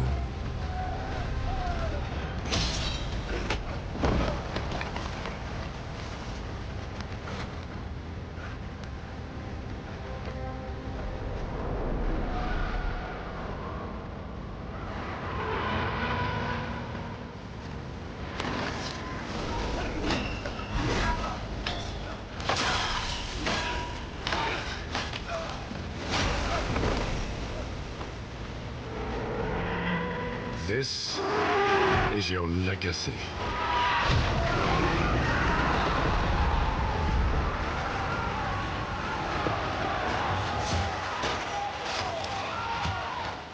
You decide who wins and who dies.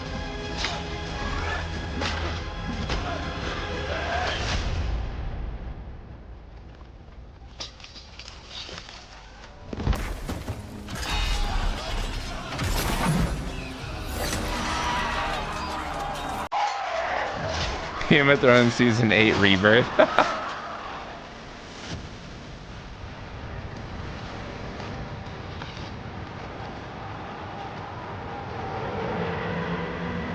They said this is like a tactical game, right? So this is like Game of Thrones tactics.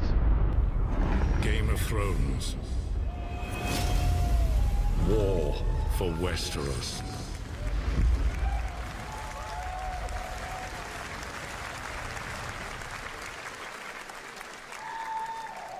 All right, now it is time for the global reveal of an FPS action-adventure RPG. I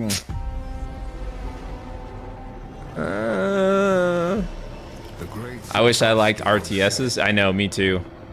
I just check out. Billion suns in the known universe. So why do we deny other intelligent beings? Which is funny because if it's like a weeb tactical game like Fire Emblem, I love it. But if it's like Western tactical game, I'm like, nah, I'm good. My answer is maybe they will visit us, but time has not come yet for this. The dawn of a new era. The era of Atomic Heart. That is correct. It is Atomic Heart 2.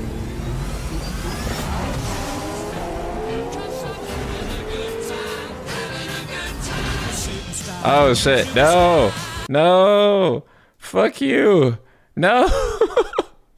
No! God damn it! No! Fuck your cinematics and your copyrighted music. God damn it. Another game I did not expect to get a sequel. Yeah, that in like Code Vein, man. That's like the fuck. You double click now? I know. Well, at least so like what the YouTube VOD allows you to do now is like it allows you to, after it's done streaming, you can like it can like AI remove the music from the video, which is pretty cool. So you can use that, or you can just cut the, we got to keep that part in. But yeah, you can just cut the the part of the video that uses the music. So I just go back and do that after. But at least there was one good part of this trailer. Two good parts of this trailer.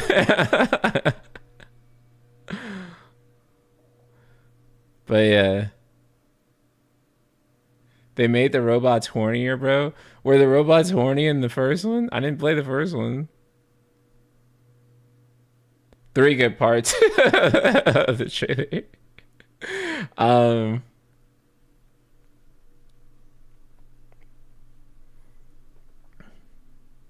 You on the main, brother? I know. That's why I'm saying it.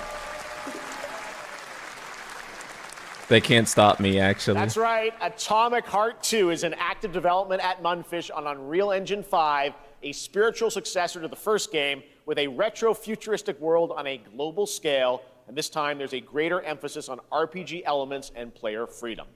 But that, believe it or not, is not all from Munfish today.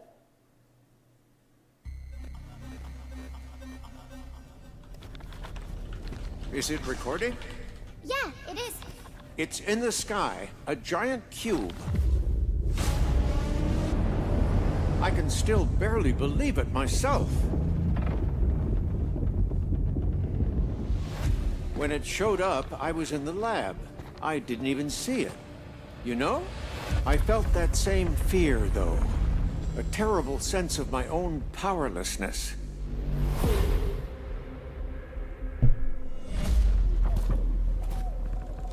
How did the whole of humanity miss it? And did we actually miss it? What if the cube didn't appear, but revealed itself? What if it was always there, and we've only just started to see it?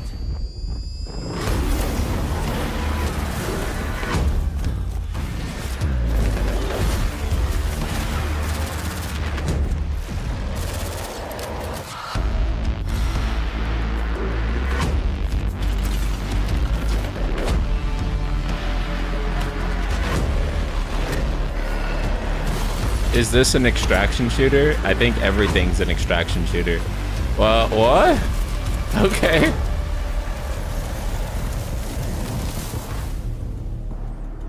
The cube. You guys remember GameCube? Cute little guy. Well, this is a Cube fucking sequel is yet to that. Another new project from Munfish, an MMO RPG shooter set in the Atomic universe on a massive An levitating MMO cube you can see there, RPG where shooter. the edges are constantly rotating to create unique gameplay combinations that are ever evolving. I'm good. All right, let's jump into the Marvel Cosmic Invasion universe. The new retro beat 'em up coming to PC and consoles this holiday with multiplayer fun for up to 4 players. You can pick between 15 Marvel characters to play, but so far, Oh, it's a beat 'em only up. 7 have been revealed. Well, now it's time to meet the next 2. Dude.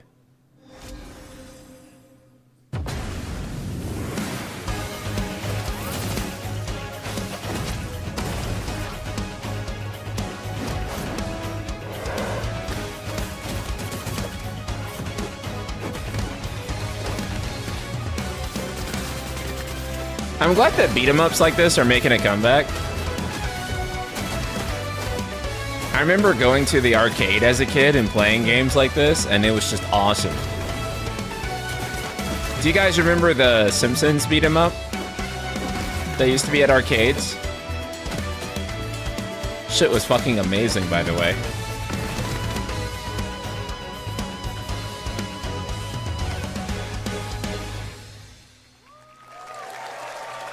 Streets of Rage was fucking amazing too. This isn't hell. Or my world.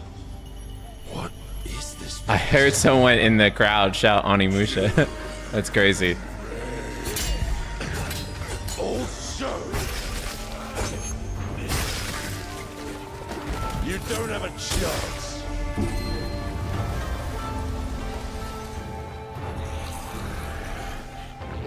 Oh, I definitely played the TMNT beat 'em ups back in the day. I haven't played any of the recent ones though.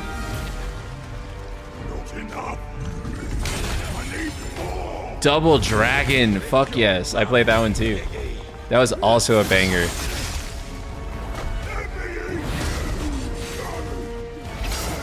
Dude, this game looks so fucking good. And Capcom's just done an amazing job marketing it too. We both want the same thing, Musashi. But there's only room for one at the top. And it won't be a coward who runs from jewels. Words never did work between us, did they? Sasaki Ganyu.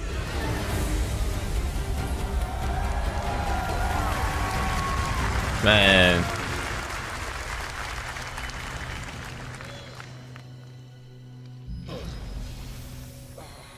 All right, chat. Here comes RE9 right after this.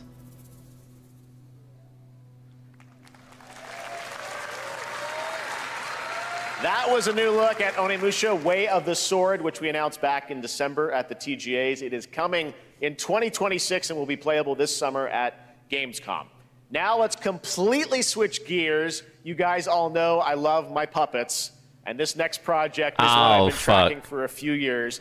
As a team at Sans String Studios is using Unreal Engine 5 to create an insane digital puppeteering pipeline.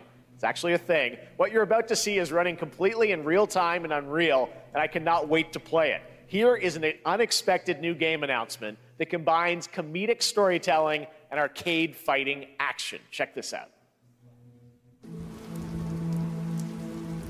Yeah, man. You know, there's one thing I was really hoping for when we started this stream, and it was puppets.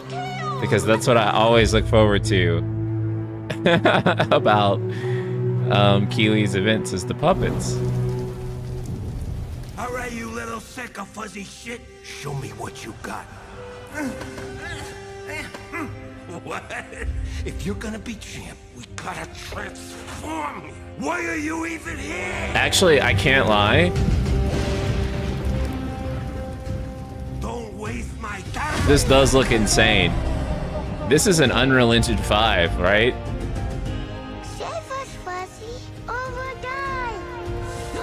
I gotta admit, this actually looks insane. Attaboy. Attaboy.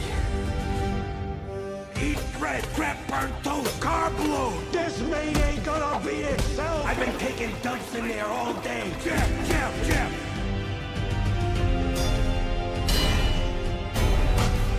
Yeah, actually, I think I would play this. I'm not gonna lie. I changed gears. Hi, Leon. What's up, man?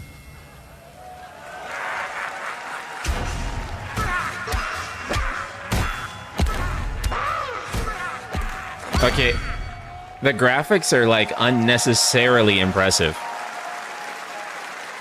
Super fun. Gotta wish list that, right? All right, well, next it's time to see the announcement of a brand new game in Deception We Trust.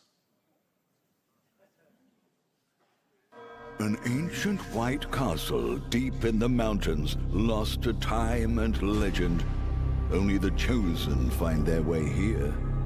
Gathered from every corner of the earth, divided yet bound. Wolves and lambs. Engaged in a perilous dance of wits, a game where truth is but a shadow. Enough theatrics, I'll get to the point. Killer Inn is a murder mystery action game. The killers lurk elusively in plain sight. Kill someone and a clue will remain. Hair, fingerprints, What blood, the clothes. fuck? The lambs scramble to find clues, one step closer to unmasking the culprits. Who is guilty will eventually come to light. Wolves win by killing every lamb. Lambs win by rooting out every wolf. Such simple rules. But there's so much more to this game of murderous mystery. Complete quests to level up, buy items with the gold you earn, loot chests for weapons and armor, steal items, blow up opponents, poison others, place traps, discover one of your own is a wolf. It's killing not to your taste. This narration is like actively hurting the game, by the way. Now the paths to victory are clear. Like, what were they thinking You would with do that? well to remember, deceit and deduction are your strongest weapons in this game of life or death. Your invitation. Wait, Square Enix? Awaits. Was that the announcement? That was Killer Inn, a 24-player Square multiplayer Enix? game from Square Enix where you compete in Yep. a game of life or death using social Yep, deduction that was the skills to Square win. Enix announcement. All right, it's hard to believe this next game was first announced at TGA in 2021. And though it's been a while, their recent tech tests prove that some things are definitely worth the wait. I'm, Is of this course, your talking king? about Arc Raiders. Chat? This is one of the most anticipated Is this your games king? of the year, and we're excited to share a new trailer Is this your which will tell you king? more about the mysteries surrounding the world of Speranza and the long-awaited launch date coming later this year. From Embark Studios, here's the world premiere of the release date trailer for Arc Raiders. That's our Square representation. I'm gonna commit. Don't do a Sudoku, brother. Don't do a Sudoku.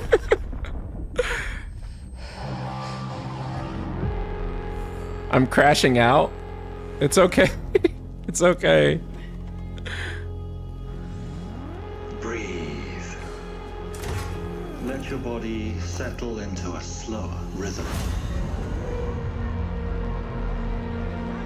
Midgar, see? Mind of all distractions. No. You don't have to walk this path alone. Surround yourself with resourceful friends.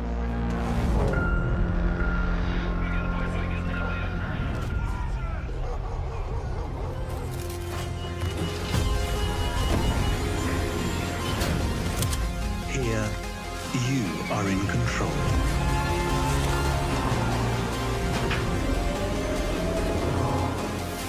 I feel like this is some copyrighted ass music, but yeah, we'll just mute it. So yeah, Killer Inn. That is the I think that's the Square Enix representation that we're getting today, guys. You know what's clever though? You know what's clever? And that you may notice is that like it seems like they didn't start with like the logo, because I'm willing to bet like all the people would have thought it was something else. So it's good they didn't start with it. For But PC and console. Congrats to Embark Studios. All right, Dune fans, now you can finally step onto the world of Arrakis yourself. Dune Awakening combines the survival and MMO genres with a thrilling cinematic story. It arrives on PC in just a few days on June 10th, but you can play it right now in Steam Advanced Access. Here is a brand new look.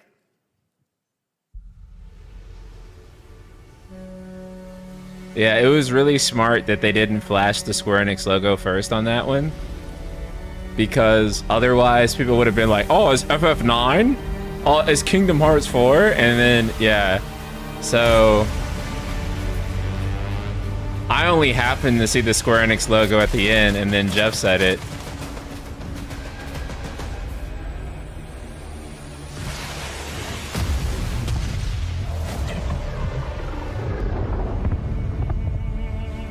One thing I think that Square Enix has to accept is that people just want them to, like, turn this down a little bit, is that people really do just want them to make JRPG stuff, like, exclusively. And if it's not that, and they're not publishing that, people just really don't give a fuck.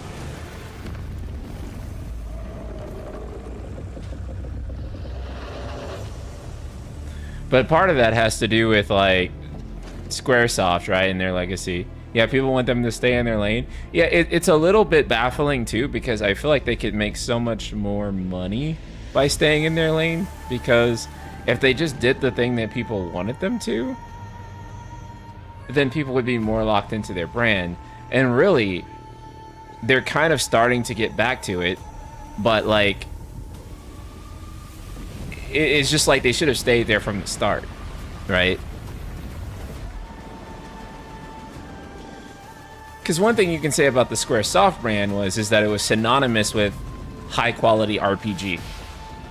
Like, if that's what people, like, looked at the Squaresoft brand and thought that it meant, like, the best RPG that you can make or buy, right? Whether that's true or not, sure, you can have your debate, but a lot of people felt that way. And so, yeah, the rumor that Nate the Hate had about it being a Foam Stars tier announcement kind of seems to be true.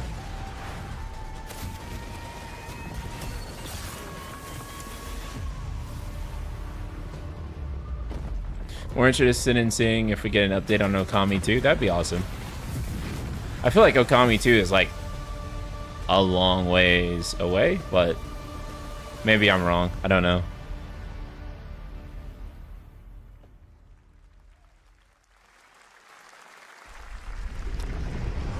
I saw my world fall to ash, consumed by the void. Oh, what is this? I see trademark Killer in 2 years ago. Hopefully it was low risk, yeah. Twas all for naught.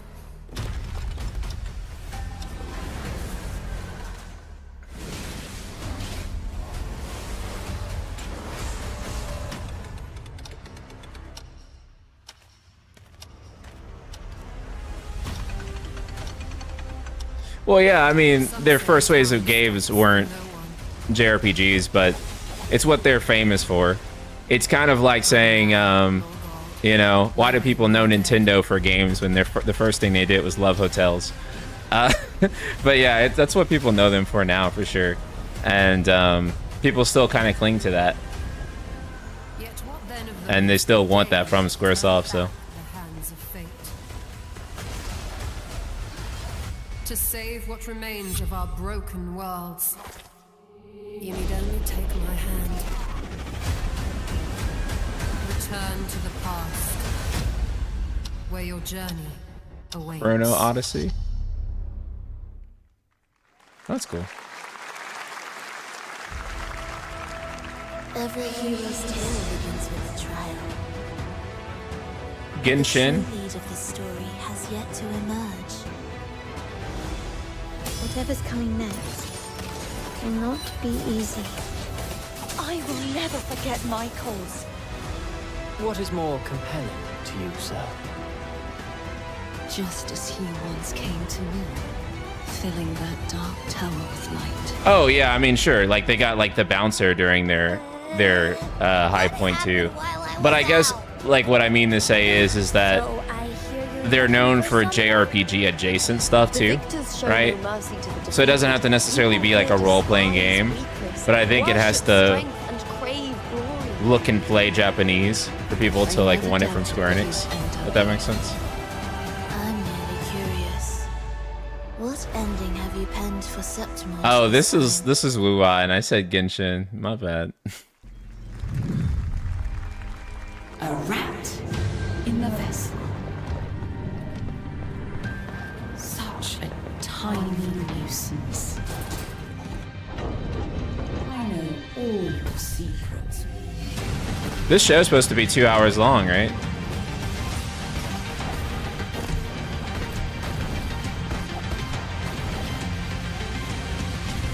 And don't come back.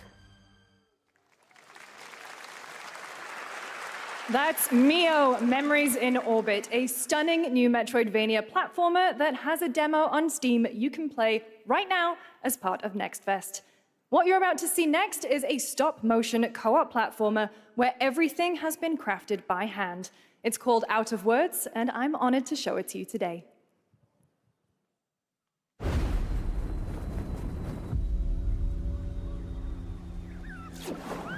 Yeah, I really can't do gachas either.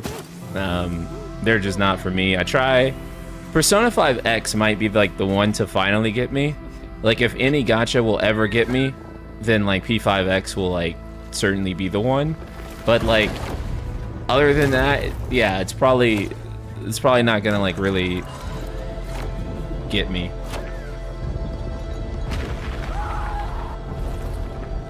Don't you see? We can't. Come on, follow me.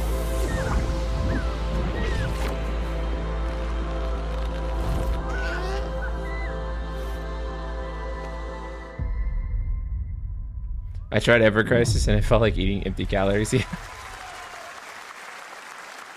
What a really unique and different game. This August signals the release of Mafia: The Old Country, the next entry in the acclaimed Mafia franchise from the team at Hangar 13. It's a gritty mob story set in the brutal underworld of 1900 Sicily. Here is I'm the doing Summer great, Game but Fest trailer. Sorry if I said your name wrong. Betrayal burns because it can only For me, gachas feel like jobs at one point or another. Yeah, exactly. enemy can't hurt you like a friend. Who are you? Sono Enzo. I work here. My friends, my family, my beautiful daughter, Isabella. Don Torrisi looks out for people around here. Sometimes the client is feeling less than cooperative and we need to, teach them a lesson. remind them of their obligations. This is between us and Spadaro. Where I come from, commitment means everything. If this is how he wants it, this is how it'll be. The Dons noticed you, Enzo. This is an opportunity. Yeah, the faces are really impressive in this one. To this family. Enzo! We can't let them get away! When Isabella became involved, it became our business. Piggy Puttana! This family, loyalty is everything. We do not always get to choose what we do. We can choose who we are. And who are you, Enzo?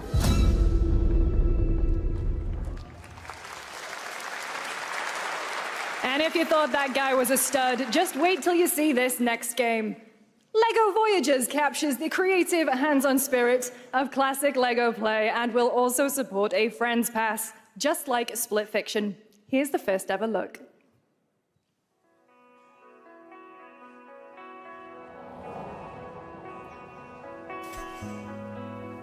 That's a $50 game too? Really? The Mafia game? Wow.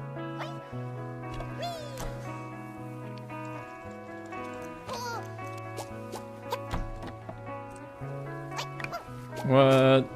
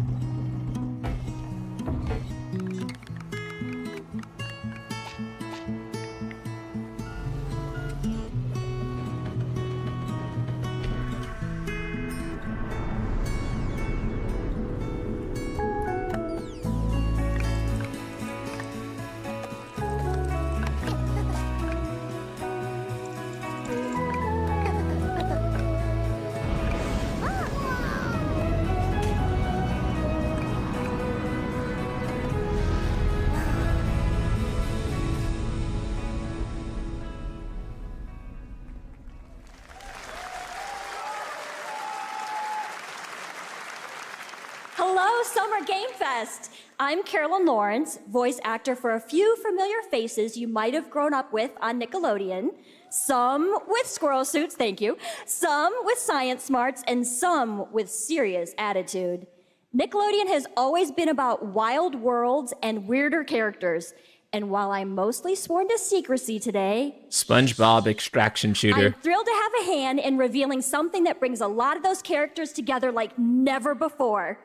I hope you enjoy the first look at Nicktoons and the Dice of Destiny. Yeehaw! Sandy!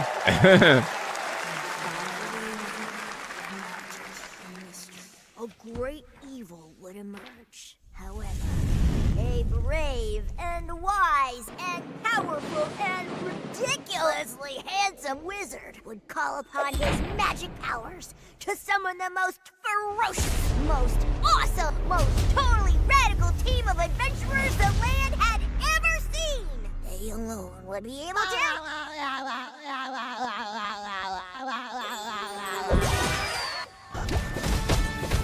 Imagination! Is this a MOBA?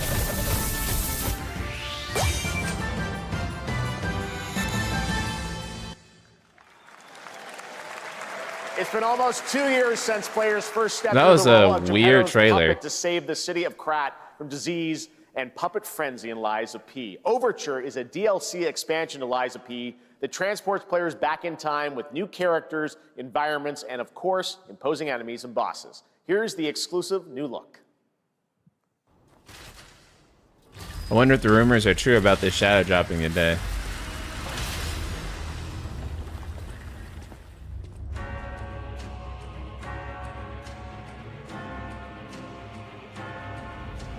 Was it just me, or was the end of that Nickelodeon trailer sped up? It felt like it.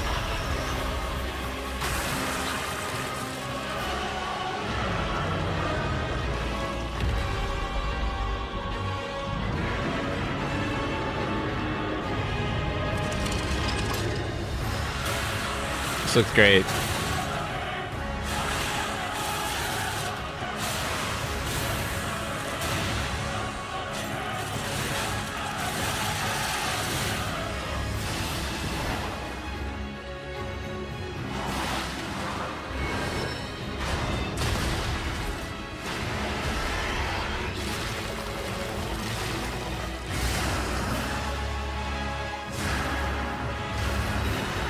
Awesome.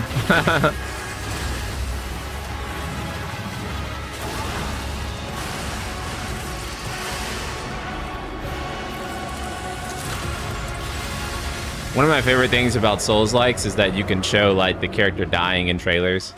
Normally you don't show that in other stuff.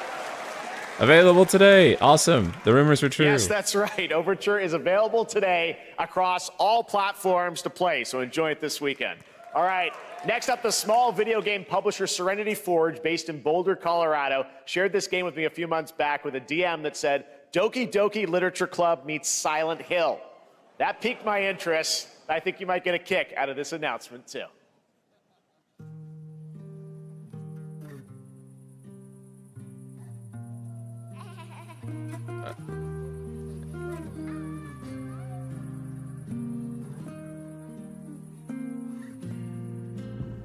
I sit at the front of the dinner table where he used to be.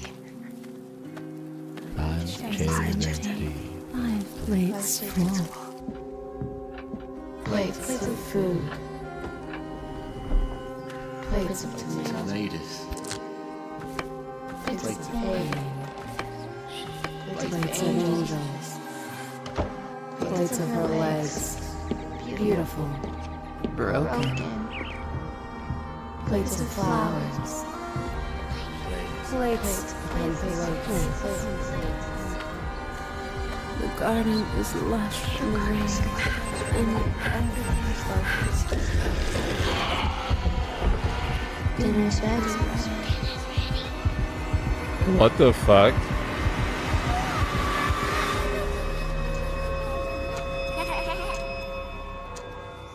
There's a hunger that feeds and blooms, and I will feed, and I will bloom. Yo. What the fuck was that? I'm not into it though.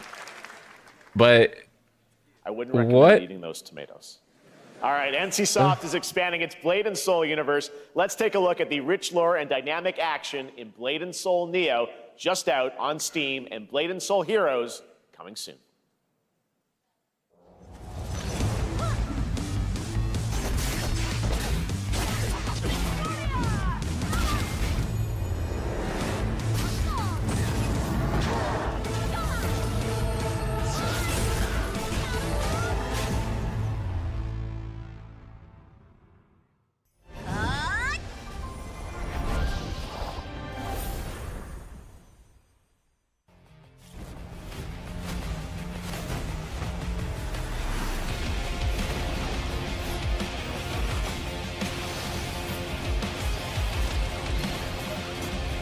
It's 2025 and we're still talking about Blade and Soul.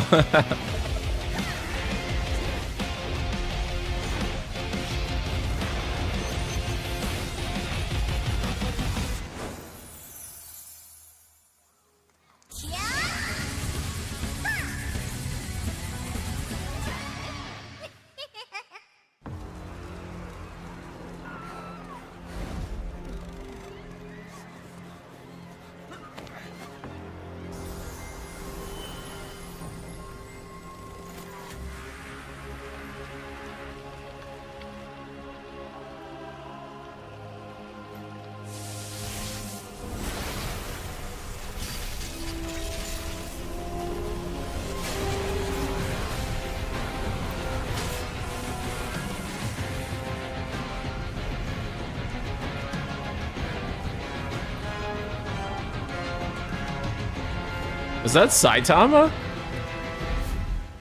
What the fuck?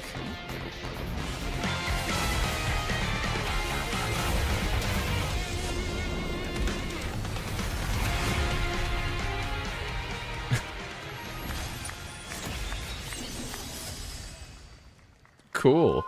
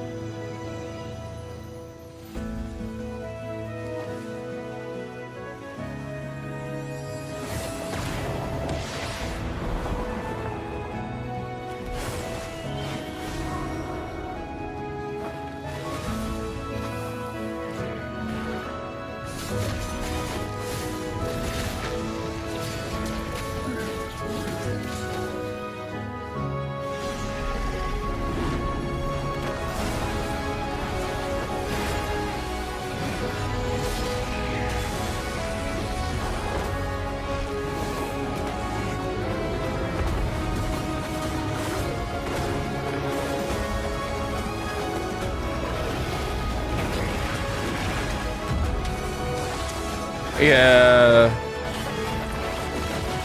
Licensed anime game though. I don't know.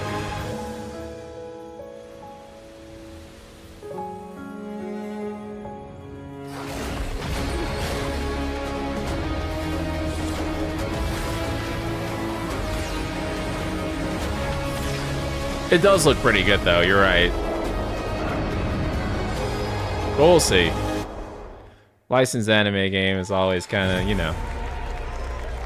Witcher 4? Oh. Yo. It's available today. I was about to say, why did they just flash that? This is a technological showcase. Okay, because they wanted to. Human Creator is now fully integrated into Unreal Engine. You're seeing me live in real time. Squid Game will be coming to UEFN. It started with an epic mega grant, and it's now a serious contender for Game of the Year. That Mongil Dive will be exclusively on the Epic Game Store.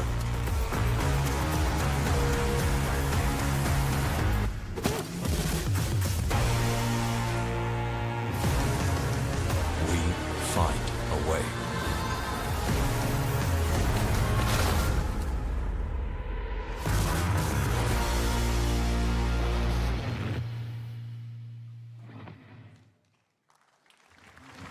We altered the course of nature. Unleashed genetic power across continents. Okay, we're an hour It is up in, to us and I'm not to gonna nurture lie, what we have set free. it's a little fucking find boring hope so far. within this chaos. We do need a banger. The best thing that they've shown off so far, to help probably life, Oni Musha. Everything else, been okay. Code Vein 2 was a nice surprise. Liza P Shadow Drop was awesome. But nothing like...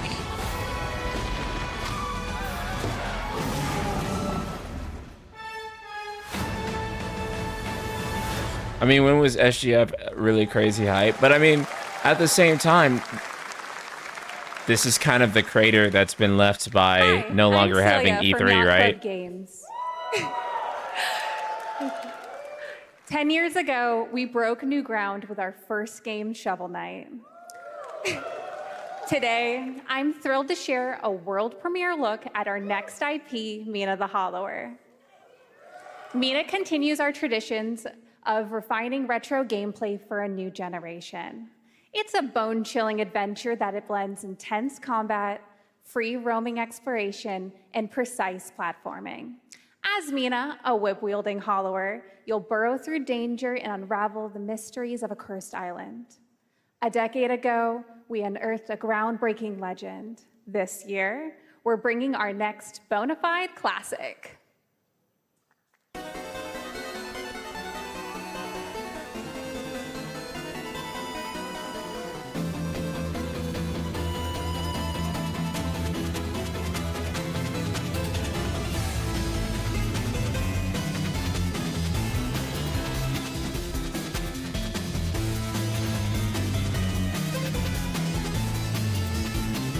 The artwork is so nostalgic, man. Game Boy Color as hell.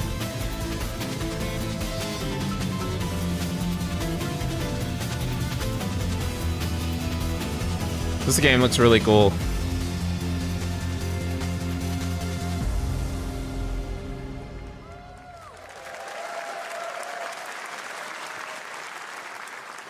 The art style is Oracle of Seasons, yeah. Our next game comes from a well-known developer that has done... Yeah. Okay. Final Bossman, everyone. Final Bossman. All right, well, let me see what this says. Okay. Hey, Jeffy. If you're reading this, it means 3 things. Persona? Number 1. It's yellow. You're killing it at the fest with your oodles of totally natural charisma. No. Debatable. It's not B, Persona. I'm at your house playing long darts with the fam. And 3, you're going to do me a solid and skip that Silk Song trailer so you can pimp my revolutionary VR gaming venture that will shock the industry probably. A wet one on the lips, comma, waved. All right, let's take a look. Ooh, Red Band trailer. Hell yeah. Handcrafted with cuddles by the Merc with a MetaQuest. Kick back and bask in the glory of Yacht Club Games are one of the best developers around. They gave us 3 free games back in the day for purchasing the original Shovel Knight because each DLC campaign was basically a whole new game. So I am hella excited for Mina the Hollower. Yeah, for sure. Escape the turd burger of late-stage capitalism and enter a And their world new of game looks, VR yeah, their new magic game, and Mina wonder. the Hollower, looks really good. So, You'll care for exotic pets. is this a new Deadpool game? With Hip Hop Satan. Oh, What the don't fuck? worry, he's a fascist. He deserves this big time. This guy's a total dimmy. What the hell? Who designed this shit? I wiped my ass on this first. You're welcome. Oh, you're right. The audio. Fuck, dude, I'm so cooked. I'm gonna have like 12 fucking like copyright things on this VOD, but it's it's whatever. I'll just do the AI thing and remove them. Craving Korean barbecue now. Is that weird? Whoa!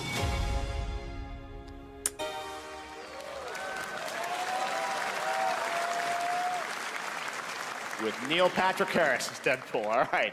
Last year at Gamescom, we announced Dying Light the Beast, the culmination of a decade of Techland's experience building survival horror games. Kyle Crane is back as the player character in this title that blends open world and action survival horror.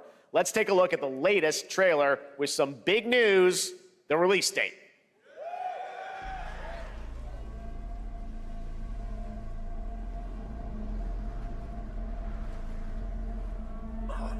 Yeah, when that specific shade of yellow came up, I'm like, wait, are they announcing it now? What can you tell me about the Baron? He's a narcissistic sociopath. He's experimenting on humans like they're lab They can't say Silk Song as a joke and then not have it show up. They can. God only knows what the Baron's planning to do with those monsters.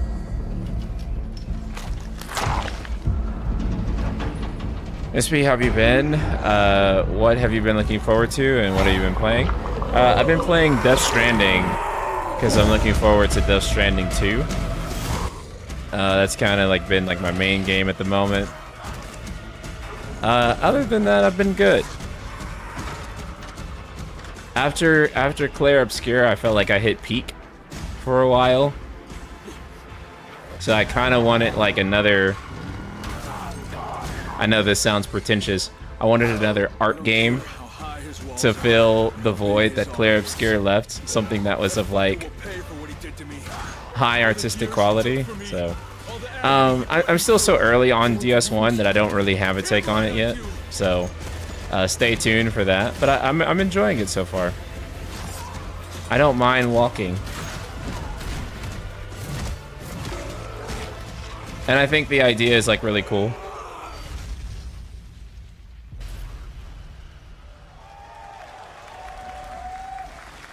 E33 is really a gift, isn't it? Yeah, brother.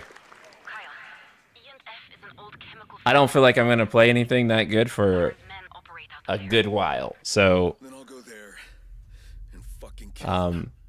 you know, I had to give a little bit of space before I started playing the next thing, just so that I wasn't like checked out of whatever I played.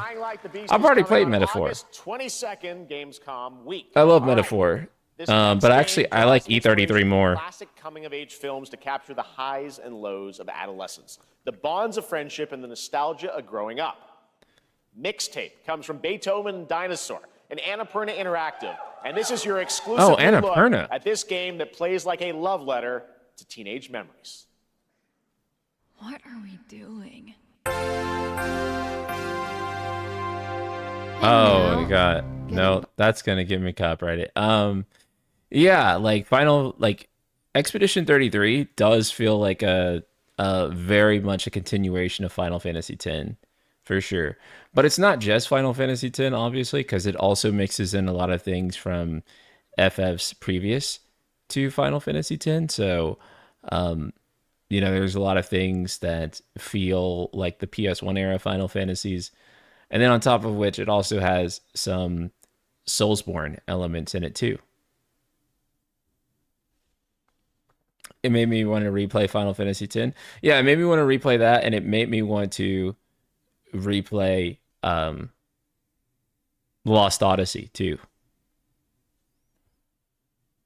It just really reminds me of that last era before, you know, that last era of Squaresoft before the merger and before they changed their philosophies up. It reminds me of that a lot.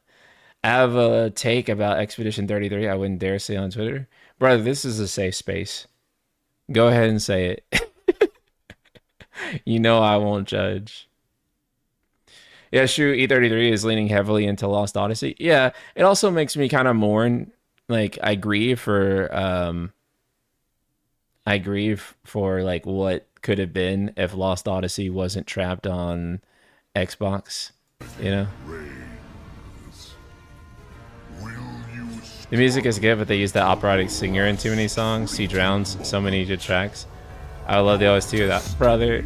Okay, this is not a safe place. This is hostile, Dale. I'm sorry. That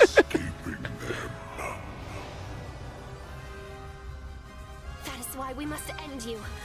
Right here. That reminds me, I don't think Fantasian sold all that well. I think our dream of a Lost Odyssey remaster is well and truly dead in the water. I know. I'm hoping, again, like my greatest hope is that some executive at Microsoft is going to see Expedition 33 and be like, we have a game that looks exactly like that. Like, let's just capitalize on how much people like Expedition 33. And then they just like make like a quick like remaster or port of Lost Odyssey for modern platforms.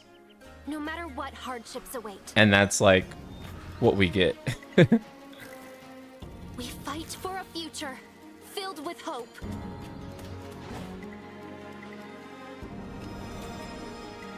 I mean, the reason Fantasian didn't sell well is the reason every Mistwalker game doesn't sell well, and that is because it has a botched-ass fucking release with, like, some type of weird exclusivity contract for platforms that Sakaguchi's fans aren't on. That was the global announcement of Toa, a new roguelike from Bandai Namco and developer Brownies, a game drawing from classic Japanese art with a whimsical spin on Eastern mysticism. Yeah. Next, we want to introduce you to a game made by a first-time solo developer in Bandung, Indonesia. Like, with the help no of one 9 of was his going to friends, play he's Lost built an Odyssey on intense action 360. beat-em-up with brutal hand-to-hand combat set in his hometown. This is Acts of Blood. You can play Lost Odyssey right now on Xbox with backwards compatibility. Yeah, but that's the problem. No one who plays these games is an Xbox person. Most of them just straight up don't even own an Xbox, right? So, yeah. He's the solution to FF and also the reason FF style games don't work when he makes them on his own without Square. Yeah, because I think that, like, oh, hold on, this game kind of looks tight. Hold up.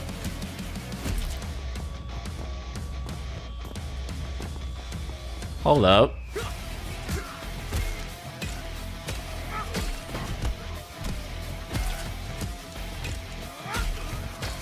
Like Sifu meets Yakuza or some shit.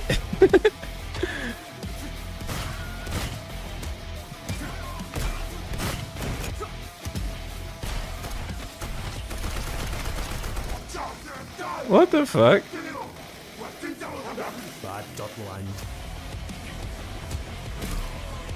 Okay, this game looked kind of tight. Solo dev, by the way, really? Okay, I kind of like this. Acts of Blood. Okay, I fuck with it. This one's on my radar for sure. Amazing what these solo devs can do today. Now it is time for the reveal of the next game from Montreal-based Tribute Games, the makers of TMNT Shredder's Revenge and Marvel Cosmic This guy's been Invasion, working on which this you for saw a little ages, bit always earlier. posting on Twitter. If you're like Man. me, you've been waiting for more than a decade for this reveal. Oh my fucking god, bro. Oh my fucking god. I locked in for a second because Jeff was like, oh, you've been waiting for I've been waiting for over a decade for this reveal, and then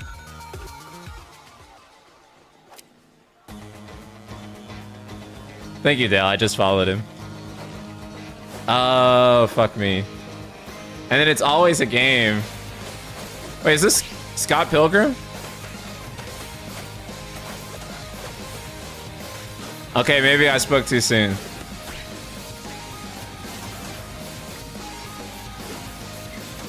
I thought it was the meme where Jeff is like, I've been waiting a decade for this, and it looks like it's like some game that like looks, you know what I'm saying? You guys know the meme.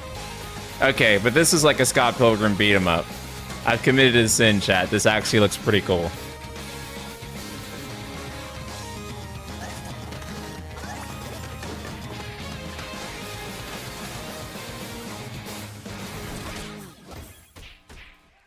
Okay, I fuck with it.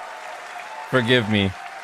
Scott Pilgrim is back with his fists flying in a brand new brawling adventure in EX. You'll battle through space-time and the streets of my hometown of Toronto with Scott, Ramona, and 5 of their former rivals in this online 4-player co-op adventure with a story written by Scott Pilgrim creator Brian Lee O'Malley. All right, we're going to be right back. But first, we have a very special message from Maggie Robertson, TGA winner in 2021 for her performance in Resident Evil Village. Ah, there you are. Wait long. We've been preparing delightful ways to make you suffer. So enter the village if you dare. We've slashed the price to be lower than ever for you simple little man things. Still thirsty? Worry not, you ungrateful wretch. There's plenty more fun to go around. Now cease this foolishness and make your decision wisely. This has to be for RE9. You expect E33 to lock you for your game of the year? Oh yeah, 100%. I actually don't. I can't even name anything that's coming up that... What is this? Sorry, I got a little distracted. Yeah, I can't even think of anything that would come close to beating E33.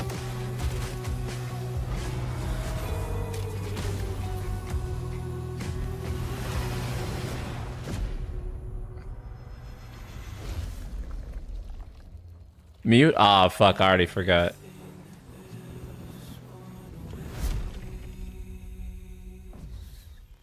Oh, it's the first Descendant, never mind. Don't expect DS2 to be as good as E33. Well, I'm still forming my opinion about DS1. So, it's kind of hard for me to say, but like, yeah, I think it'll be like, I think it'll be a runner-up for E33 for sure. But I just think that E33 scratches an itch that has not been scratched by me for so long. That sounds wrong. But like, it hasn't been scratched to me for so long. It's that same void that I felt was left by Final Fantasy X and Lost Odyssey, and like just kind of like all the turn-based FF games in general, and that style. And just Sakaguchi style of game. Not to say that E33 is exactly like Sakaguchi style of game. It overlaps that for sure. It takes great inspiration from it, but it's also like its own thing too. And, you know, mixing like Souls elements into a Final Fantasy style game just made like this thing that I felt like was like just very unique and cool. And, you know, because you can go down the list and like point out all the elements that Expedition 33 gets like its stuff, like its mechanics from. But actually the sum total of E33 is very... Like, there's nothing I could say is exactly like it. Even though all of its components are definitely derivative, the sum total of the game is, like, very much its own thing that I cannot compare to anything else. Mind's Eye makes no sense to me. It comes out in, like, a few days, and I still have no idea what the game is. Did you guys want me to unmute this one? Assuming. I feel like E33 is more in line with the Nomura Kitase Nojima greatness that FF10 was built upon, more than Sakaguchi's philosophy, but I sympathize with your take. I mean, it's built on kind of both, honestly. That's a little bit of both. And then it's also like a lot of other things too. Subtext. Hello from the crowd. Got to see Kojima in person so far. At least. Yeah, man. We can't wait it's for you not to a good show so Mind's far. Eye But hello, when Subtext. It launches on June the 10th from Builder Rocket Boy and IO Partners. And yes, you may have noticed Agent 47 will be contracted for a very special assignment in Red Rock City. This week, Yo! This week we finally revealed 007 First Light to the world, and your reactions were heartwarming. It's coming in 2026, but we want to make the wait more exciting. We are bringing someone into Hitman, the World of Assassination, who is very dear to the Bond universe. Let's take a look.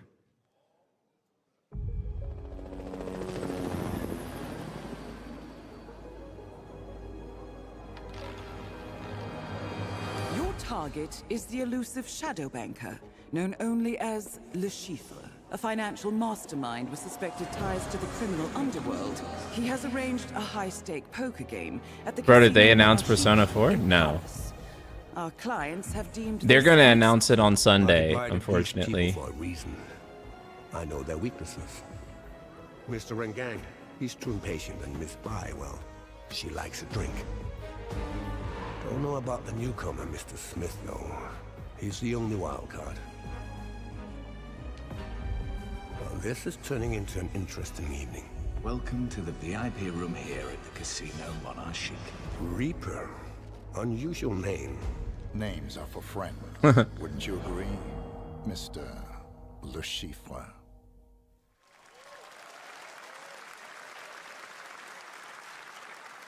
There you have it. Hitman and 007 are coming together in a very unexpected way. We know our players waited a long time for How much better does 007 Matt's First Light. look in DS compared to It's this? just around the corner, A trillion coming out times. next year. However, Hitman is live right now. So I thought, why wait? And I asked a fellow Danish friend to join me here. As a matter of fact, he is here with us today. That's right. Everyone at Summer Game Fest, please welcome the great Mads Mikkelsen. Oh, shit.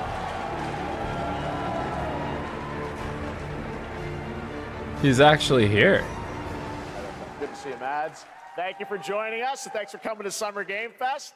Mads, you are Cliff, but you're also Agent 47's next target as Le Chiffre, the villain we know from Casino Royale. Yep, that's it. And you know, this is, I've always had a deep love for this character. It's a role that means a lot to me because of a lot of reasons. So when Haggard gave me the chance to step into the shoes of Le Chiffre once again, I did not hesitate for 1 second. But this time is a little different. He's more confident. He's dangerous. He's not just a brilliant mind hiding behind a desk. He is visceral, unpredictable, and ruthless. And let's just say this time he doesn't outsource the violence anymore.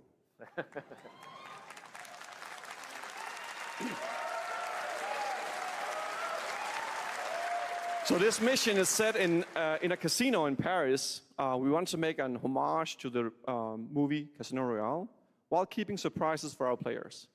James Bond and Agent 47 have very different set of skills, and the mission will be handled in very different creative ways. Yeah, he's not going to beat me in poker. He's going to figure something else out. So I guess it is not just about the shot, it's about the bluffing around the table this time? Yeah, sure, exactly. It's the Chiffre is always like 2 steps ahead of you. He reads you before you read him, so it's a little like bringing a chess player to a poker game.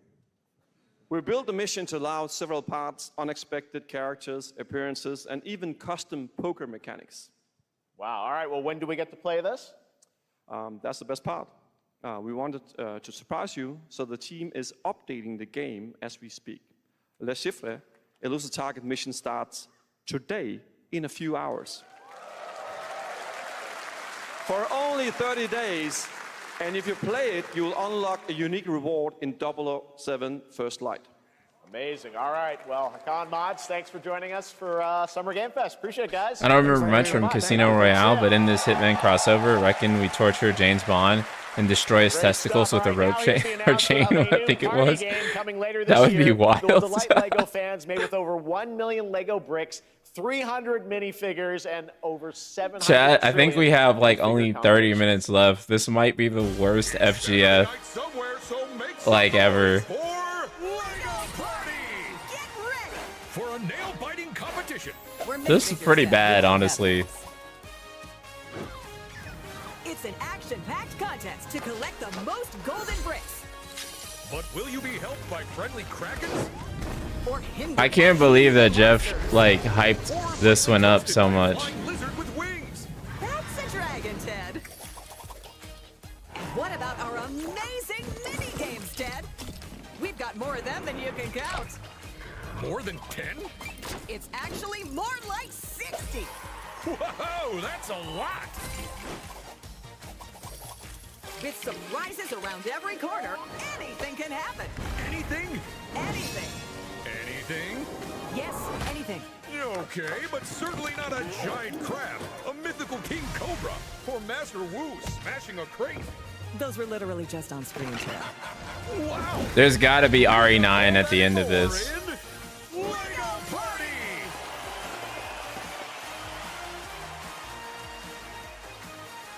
Whoa, that is looking mighty tasty. Yeah, Alien, there's definitely some good games coming, for sure. I think out of that list, DS2 for me, Silent Hill F, and definitely looking forward to Ghost of Yotei too. The game is called Wild. So yeah, there's a lot of good stuff still coming, for sure. 2025 has been a pretty good year. We're also very happy to announce the game will launch on July 24th for PC, PlayStation 5, and Xbox. Let's see what it means to get into some serious space shenanigans. Xbox, please heal us, yeah. Danger. Reactor overload. I think that a lot of the big announcements are honestly going to happen at Xbox, honestly. Oh my god, copyrighted music. Concord vibes, I can see it.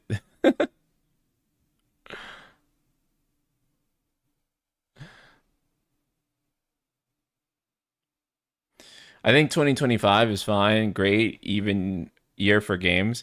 I just think this show is fucking abysmally boring. Yeah, I agree, Grossi. Pretty much had the wind taken out of its sail by the state of play, which I don't care what Twitter says. It was a great state of play. I agree with you 1000%. That was a great state of play.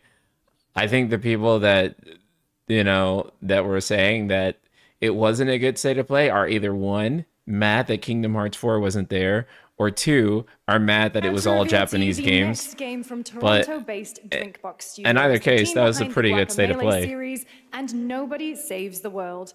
They're making a full 3D game that can be played alone or with a friend in co-op. You can find out more during Day of the Devs right after the show, but for now, here is the global reveal of Blighted. Looking over this decaying world, one can only wonder, how did it all come to this? I think another reason why state of plays are more successful for us is because we aren't FPS focused. That is probably also the reason we don't like this Summer Games Fest. Yeah, a lot of first-person stuff. The fruit saw the lives they lived and passed their knowledge to future generations until Sorcisto, in his lust for power, consumed the brains of the living, spreading this blight. You harbor it too, I see.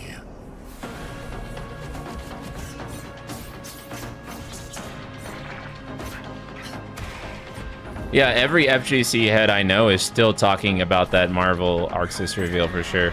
Like, all of them. That was Final Fantasy 17 for them.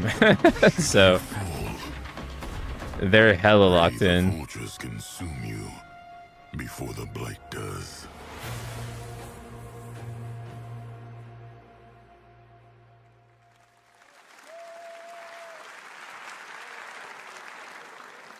There is more Blighted coming up right after the I don't show. think there's been anything from this show so far that screams must play more than that new Marvel fighting game. Even if you don't like fighting games, that announcement created a ton of buzz. Yeah, They partnered with the 100%. Powerhouse label to bring this insane Unreal Engine 5 game to life with unpredictable monsters and visceral dismemberment. Here is your first look.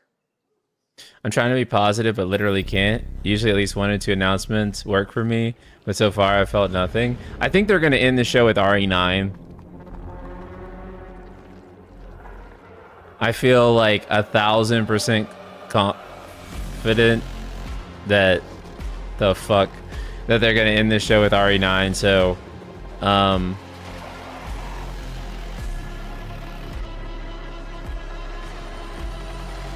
nah, that was Expedition 33 for them in SP. FF17 would be Marvel vs. Capcom 4. Okay, that's fair. that's totally fair.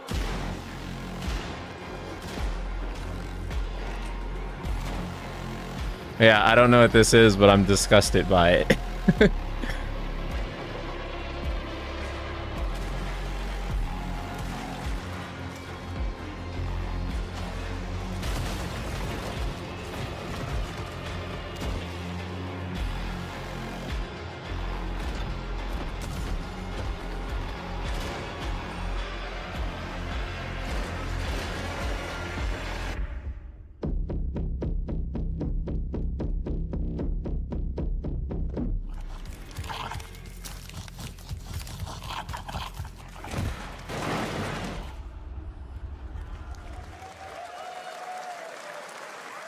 Poor little babies. All right, Mecha Break is one of 2025's most anticipated shooters, with its previous beta amassing over 300,000 concurrent players on Steam and 3 million players in total. In this game, you explore a sci-fi universe and pilot powerful mechs with immersive aerial and ground combat. As a top wish-listed game, players are clamoring to know just one thing: when is the release date? Well, here's Mecha Break's latest trailer with the answer you've all been waiting for. How long is this show? I mean, it's supposed to have like 27 minutes left. Martian zones force the Thalassic Federation to advance its Project Enterprise.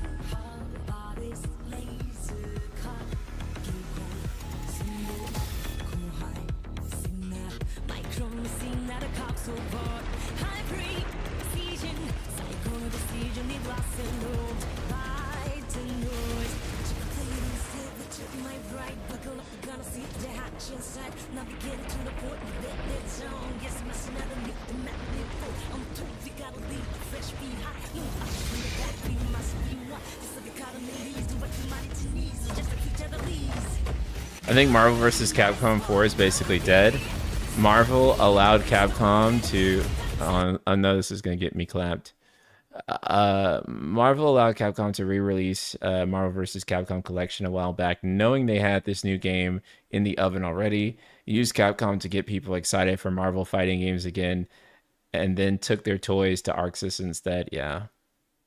Brutal.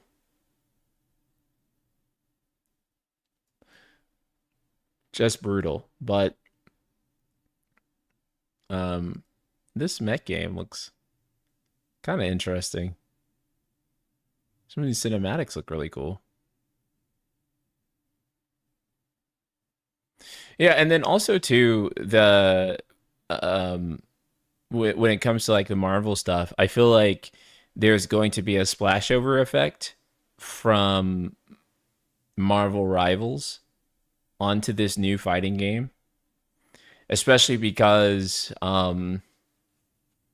you know, I'm looking at some of like the character models and I'm just like, oh man, it has like a vibe to it that feels similar enough to Marvel Rivals. And so I imagine that game is going to do really well just because of the popularity of Rivals, people wanting to give another Marvel game a try. Players traverse the oversized world around them, filled with local wildlife and hostile machines. Built by a small 8-person studio, this is Infinitesimals. One thing I will praise about the show is that it really has been an indie games show. So much of this has been like, oh, this is an 8-person team. This is a 10-person team, 30-person team, a solo developer. A lot of the games that we've seen today have been that. We must now face a stark reality. And I do think that's kind of maybe the future of a lot of releases going forward, is that it's going to be smaller teams doing things like this, right? And I think that Expedition 33 in particular kind of opened up a lot of interest in that for people. There's no more.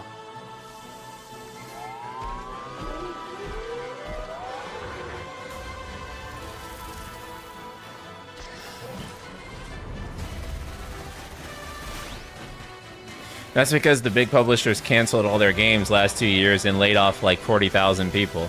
Yeah, exactly. Exactly, right? Whatever it takes, we find a way.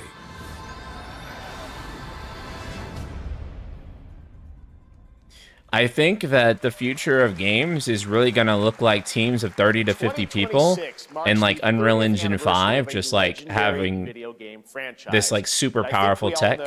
Very well. Please check this out. Okay, what is this? Oh, this has to be Resident Evil. This has to be Resident Evil. Oh, this is Resident Evil, chat. It's happening.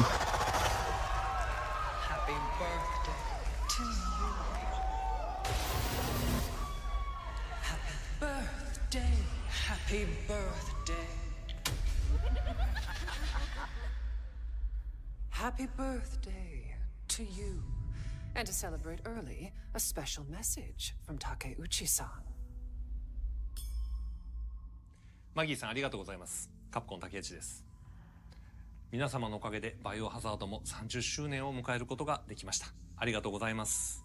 さて、お待たせしているバイオハザードの最新作なんですが、もう少しだけ、あと瞬きするぐらいの間だけお待ちいただければと思います。それでは、これからもバイオハザードシリーズよろしくお願いいたします。ありがとうございました。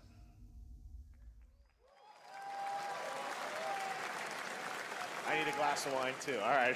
Thank you, Takeuchi-san, for that very special message. We cannot wait for when the time is right to share more leading into the anniversary of Resident Evil. Now it is time for the next big update for a beloved franchise. Wait, what? Wait, what? Wait. Are you fucking serious? Wait, are you fucking serious? Let's rumble. Are you fucking serious? Are you fucking serious? Fucking serious.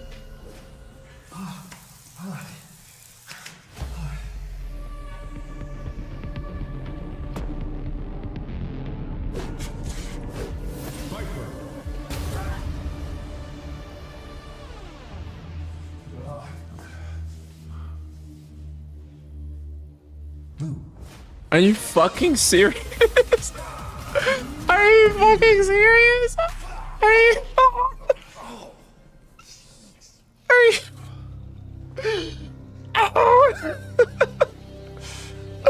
Oh, kill me now! Oh my god! Oh my god! Oh my god! No fucking way! The one good thing I thought was gonna happen from this shit ass show, bro.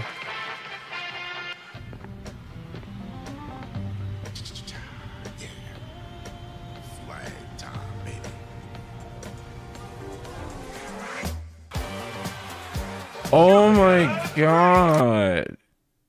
Oh my god, dude. And Jeff said it like, oh, you already know what fucking time it is, brother. It's time for a special announcement from Capcom. Right? And then they show the typewriter and they show RPD and we're like, oh shit, okay. It's time, right? And then they show a little bit of RE8. So we're like, oh shit, bro. They're showing RE8 because we're about to go to RE9. Let's fucking go. And then the director is like, with his wine, and he's all like, oh, you already know what time it is. It's time for it to be time eventually. Y'all have a good day. Stay safe. In trailer. Oh. Officially the most underwhelming SGF show ever. Quite possibly, dude. This is the type of show I expect from like a smaller show, like a Gamescom or something, right? Is probably the worst SGF. Like, if they have to show off like a new GTA 6 trailer or something at the end to turn this around, it has to be on that level. Or like God of War 6. Like, I don't like something on that tier. That's the only way they could turn this around, man. I don't know. This last flag, a new online action game from the new indie studio Night Street Games, which is the ultimate game of capture the flag set in the 1970s. As you saw, the closed alpha will be starting later this year. Next, we have a beautiful new trailer for a Souls-like action RPG game developed in fucking China. finally, let's go. Wuchang Fallen Feathers. I've been waiting for this July one. 24th. Here's a look.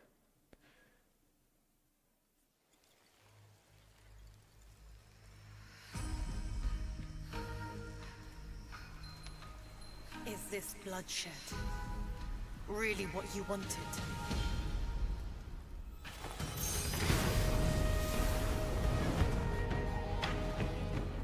Fate is all set in stone. You can't change how it ends. This game is also going to be like $40, by the way, chat.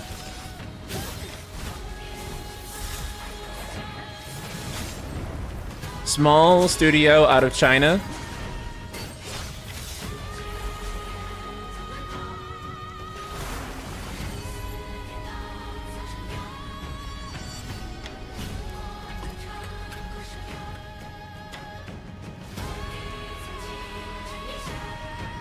The music here is beautiful too. Yeah, it's definitely a Souls-like for sure. What will it take to finally awaken you?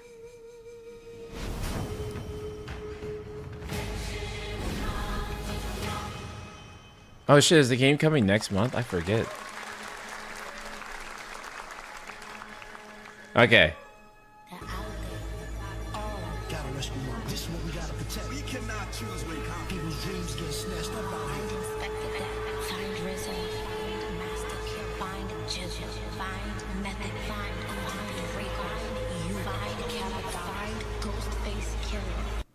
Yeah, the $40 and $50 game come up is like really crazy right now, so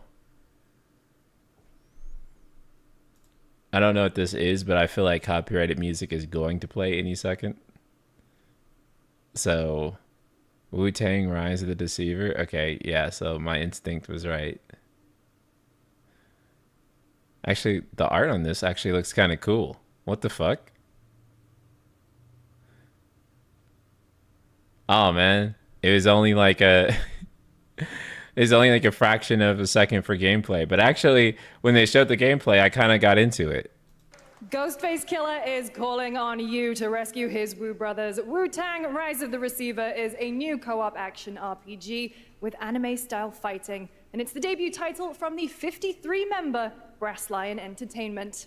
Now, here's a new look at Guild Wars 2, which has new updates, including player housing and is free to play. This weekend, to celebrate SGF, you can take advantage of double XP all weekend long.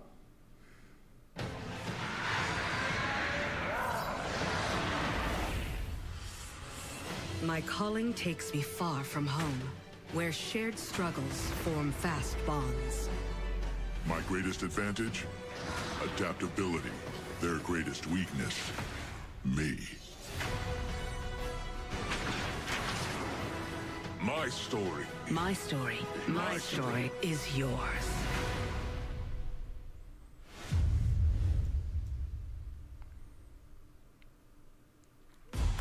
Man, holy fuck.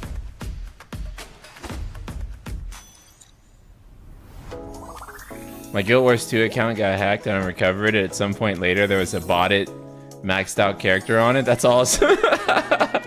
That's awesome, bro. They did all the work for you.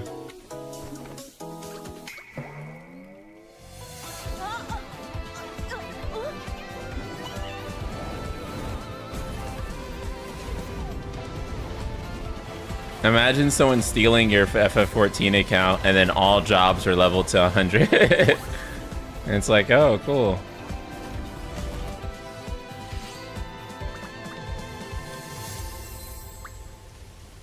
And this looks like another Genshin.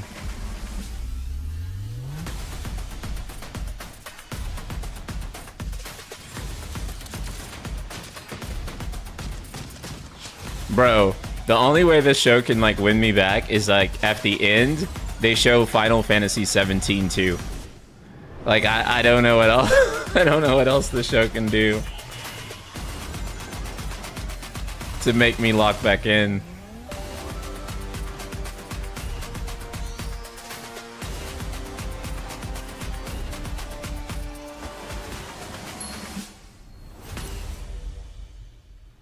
So the show is that bad they had to get an established MMO to advertise to fill time, a genre that typically reserves advertising to their own events. They didn't even advertise a new expansion or anything. Just, yeah, we exist. Happy, Jeff? This is so dire. Yeah, it's just so... But he hyped this show up. That's what confuses me, Crossy. To a classic animation style. Enter a surreal world where you're a down-on-his-luck outcast who has to battle his inner demons, literally, in this action roguelike. Here's Into the Unwell.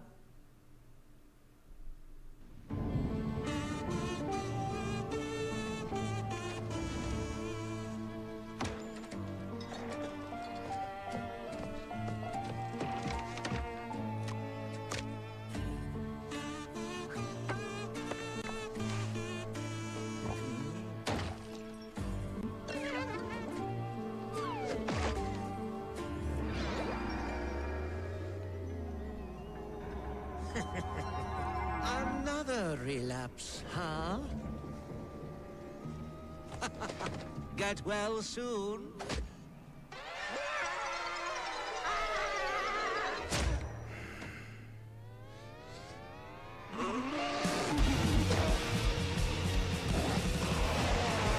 Maybe it's too much for someone like you. I remember they showed stuff from The Witcher 4. Since you're in the Cyberpunk, maybe you're hyped for this game. What do you think? I think it looks really cool, right? I don't expect the full final Witcher 4 to look quite that good and that polished, but I am pretty excited for it.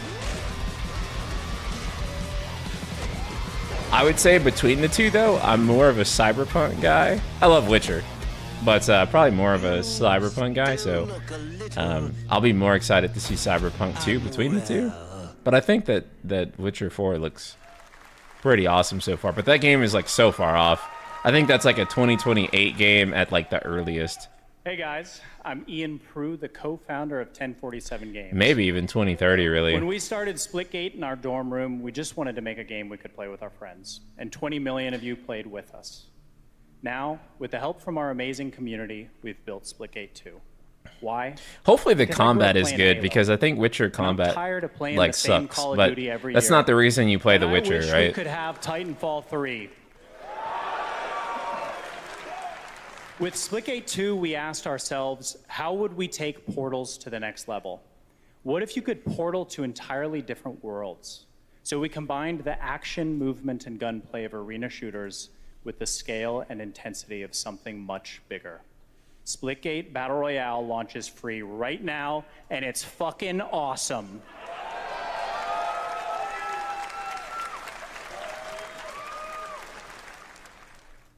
Just look at that water placement, expertly done. This is the epitome of sport. We are splitting savants and jetpack geniuses. The movement is so fluid, so fast, you can't stop it, you can't catch. And he complete the comeback he's going to try. He shoots, he gets the kill. Now that's how you portal. They're not done yet. They got one, they got another. They're going to do it. They're going to do it all the way. Oh my God, They did it. They actually did it. and you're standing on the edge, face up, 'cause you're in. Oh, fuck me. God, brother. Oh. God, this is ass. This is so ass. Like, I'm tired of this show. Just end it. Just end it. End it.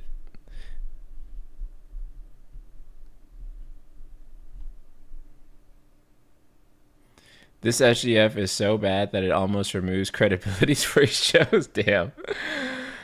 Yeah. Well, I mean, he hyped it up. He hyped it up, like, and like even like some of like the sources too hype things up. Like, Nate the Hate was even like, oh yeah, if you love Japanese games, you won't be disappointed by this Summer Games Fest. I guess maybe he meant State of Play, maybe, but like,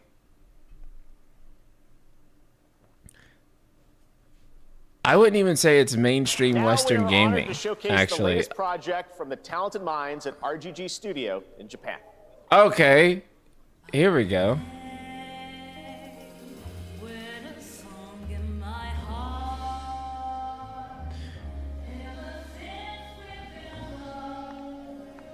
I've been really curious about this game. Yeah, the Persona thing is happening at Xbox, though.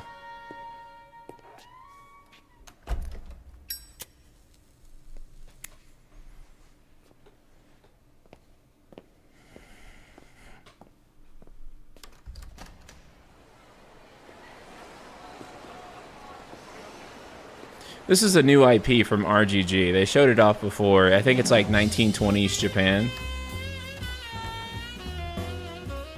40s, sorry.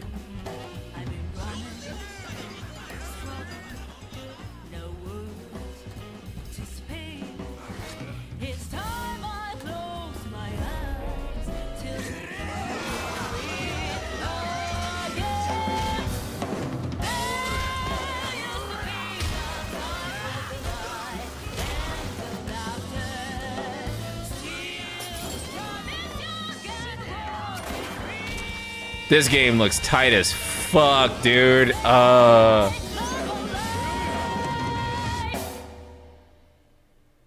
a name? Marco? Oh yeah, you're right. Wouldn't this be during World War II? A Jap then, huh? Don't I look like one? Or was that... You're not? So, what are you then? No, that'd be a couple years before, right? Sana.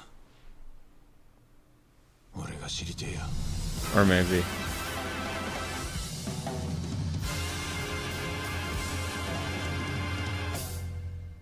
Stranger Than Heaven? Oh, man.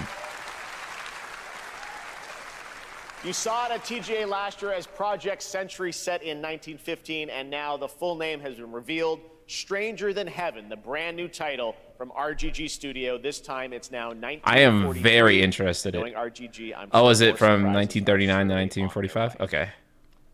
All right, well, we're almost done here, but we do have one final, very special global game announcement to share with all of you who've been waiting. Oh, this better be Today good, Jeff. We showcased a lot of projects from teams around the world, including many brand new studios, and we're proud of that. But this one comes from a studio that is no stranger to delivering blockbuster games time and again.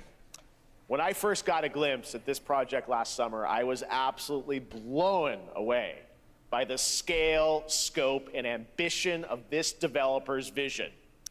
And while there are many places, really any place, this game could have been revealed, we are so deeply honored that we get to share it with the world right here at Summer Game Fest.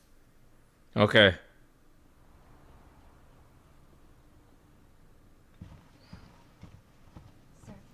What is this?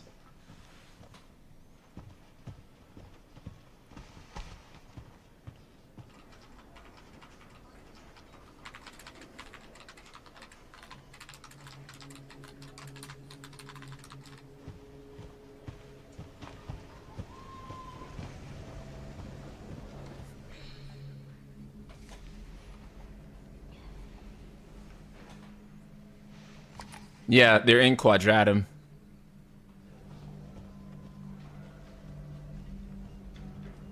Grace. Grace. Grace Ashcroft. Yes? My office. Oh, coming. It does look like Resident Evil. I do think this is RE9, maybe.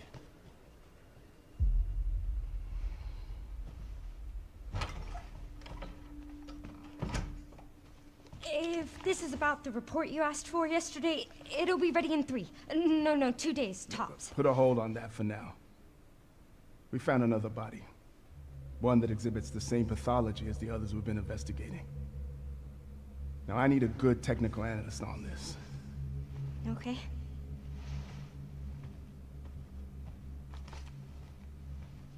I need your eyes on the crime scene. The Renwood Hotel.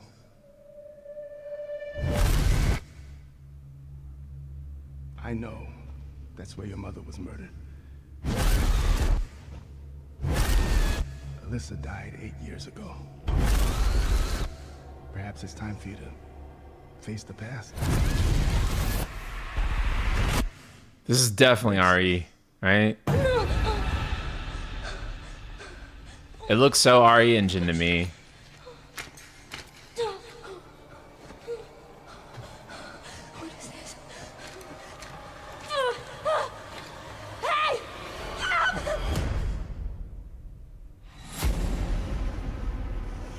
Stay close.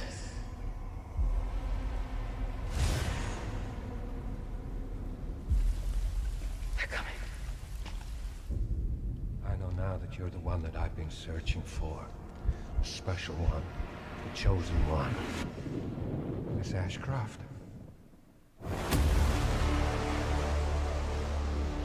Investigating all these strange deaths, huh? We need to keep our voices down. Have you seen the same shit I've seen? Please know that you are my hope. Everyone's gone. Oh, that's RE9. There it is.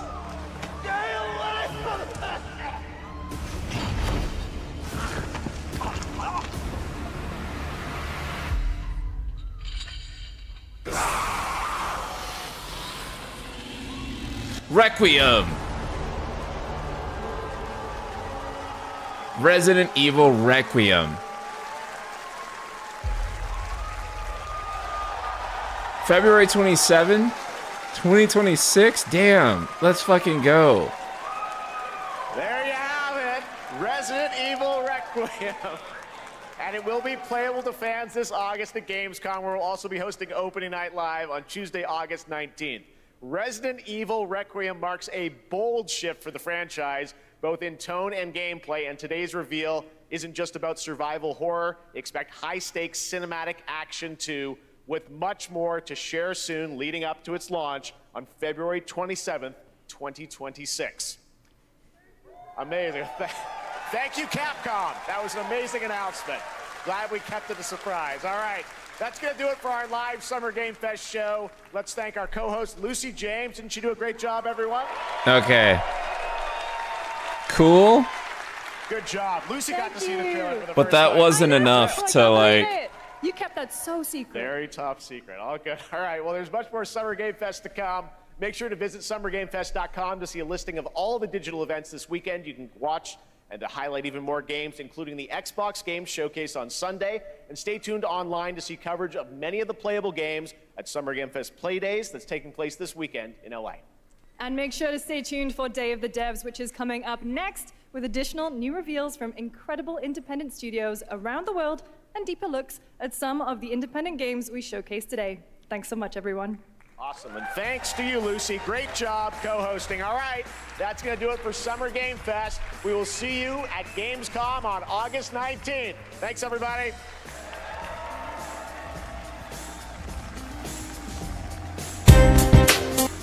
Wrong screen.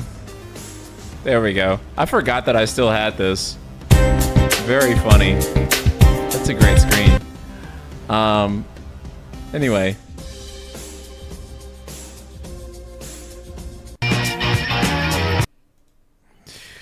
Okay, so that was the worst SGF ever. You streaming Sunday? Unfortunately, I'm not.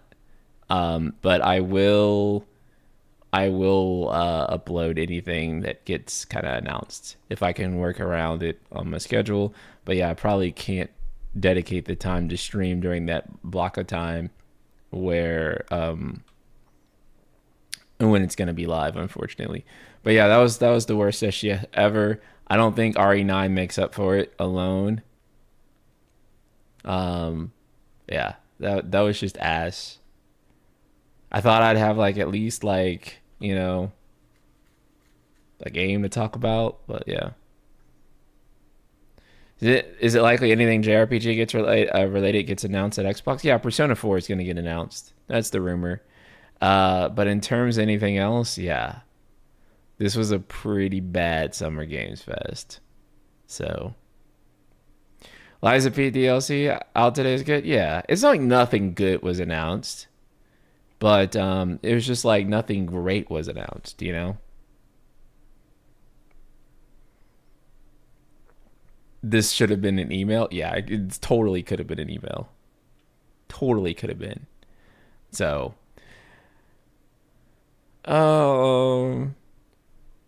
yeah, I don't even know what else to say, man. There's nothing I really want to go back to and watch.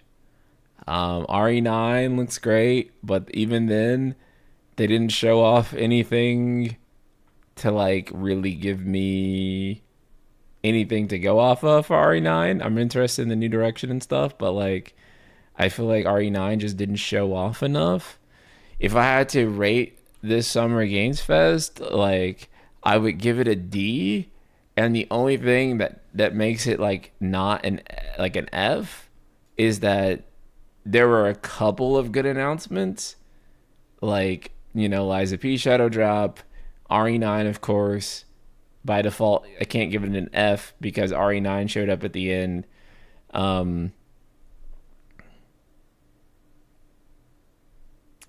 That was a D at best.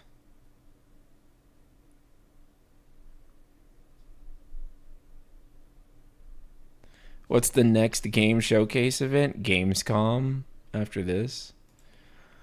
But yeah, that was really bad. That was horrendous. I thought I was gonna be so swamped with like work this week or like next week because I'm like, oh my god, so much stuff is gonna happen that I'm like, it's gonna be like back to back nonsense, and I'm not gonna have any time to like make all the content for all the games that have been announced. But I don't think it's really been that way. So very unfortunate showcase. Yeah. Okay, guys. I think we'll just end it here because I really don't have anything else to say. I just don't. It's just really disappointing. FF9 remake myth. Yeah, I mean that's what I'm saying. I'm like, I don't think it's coming anytime soon.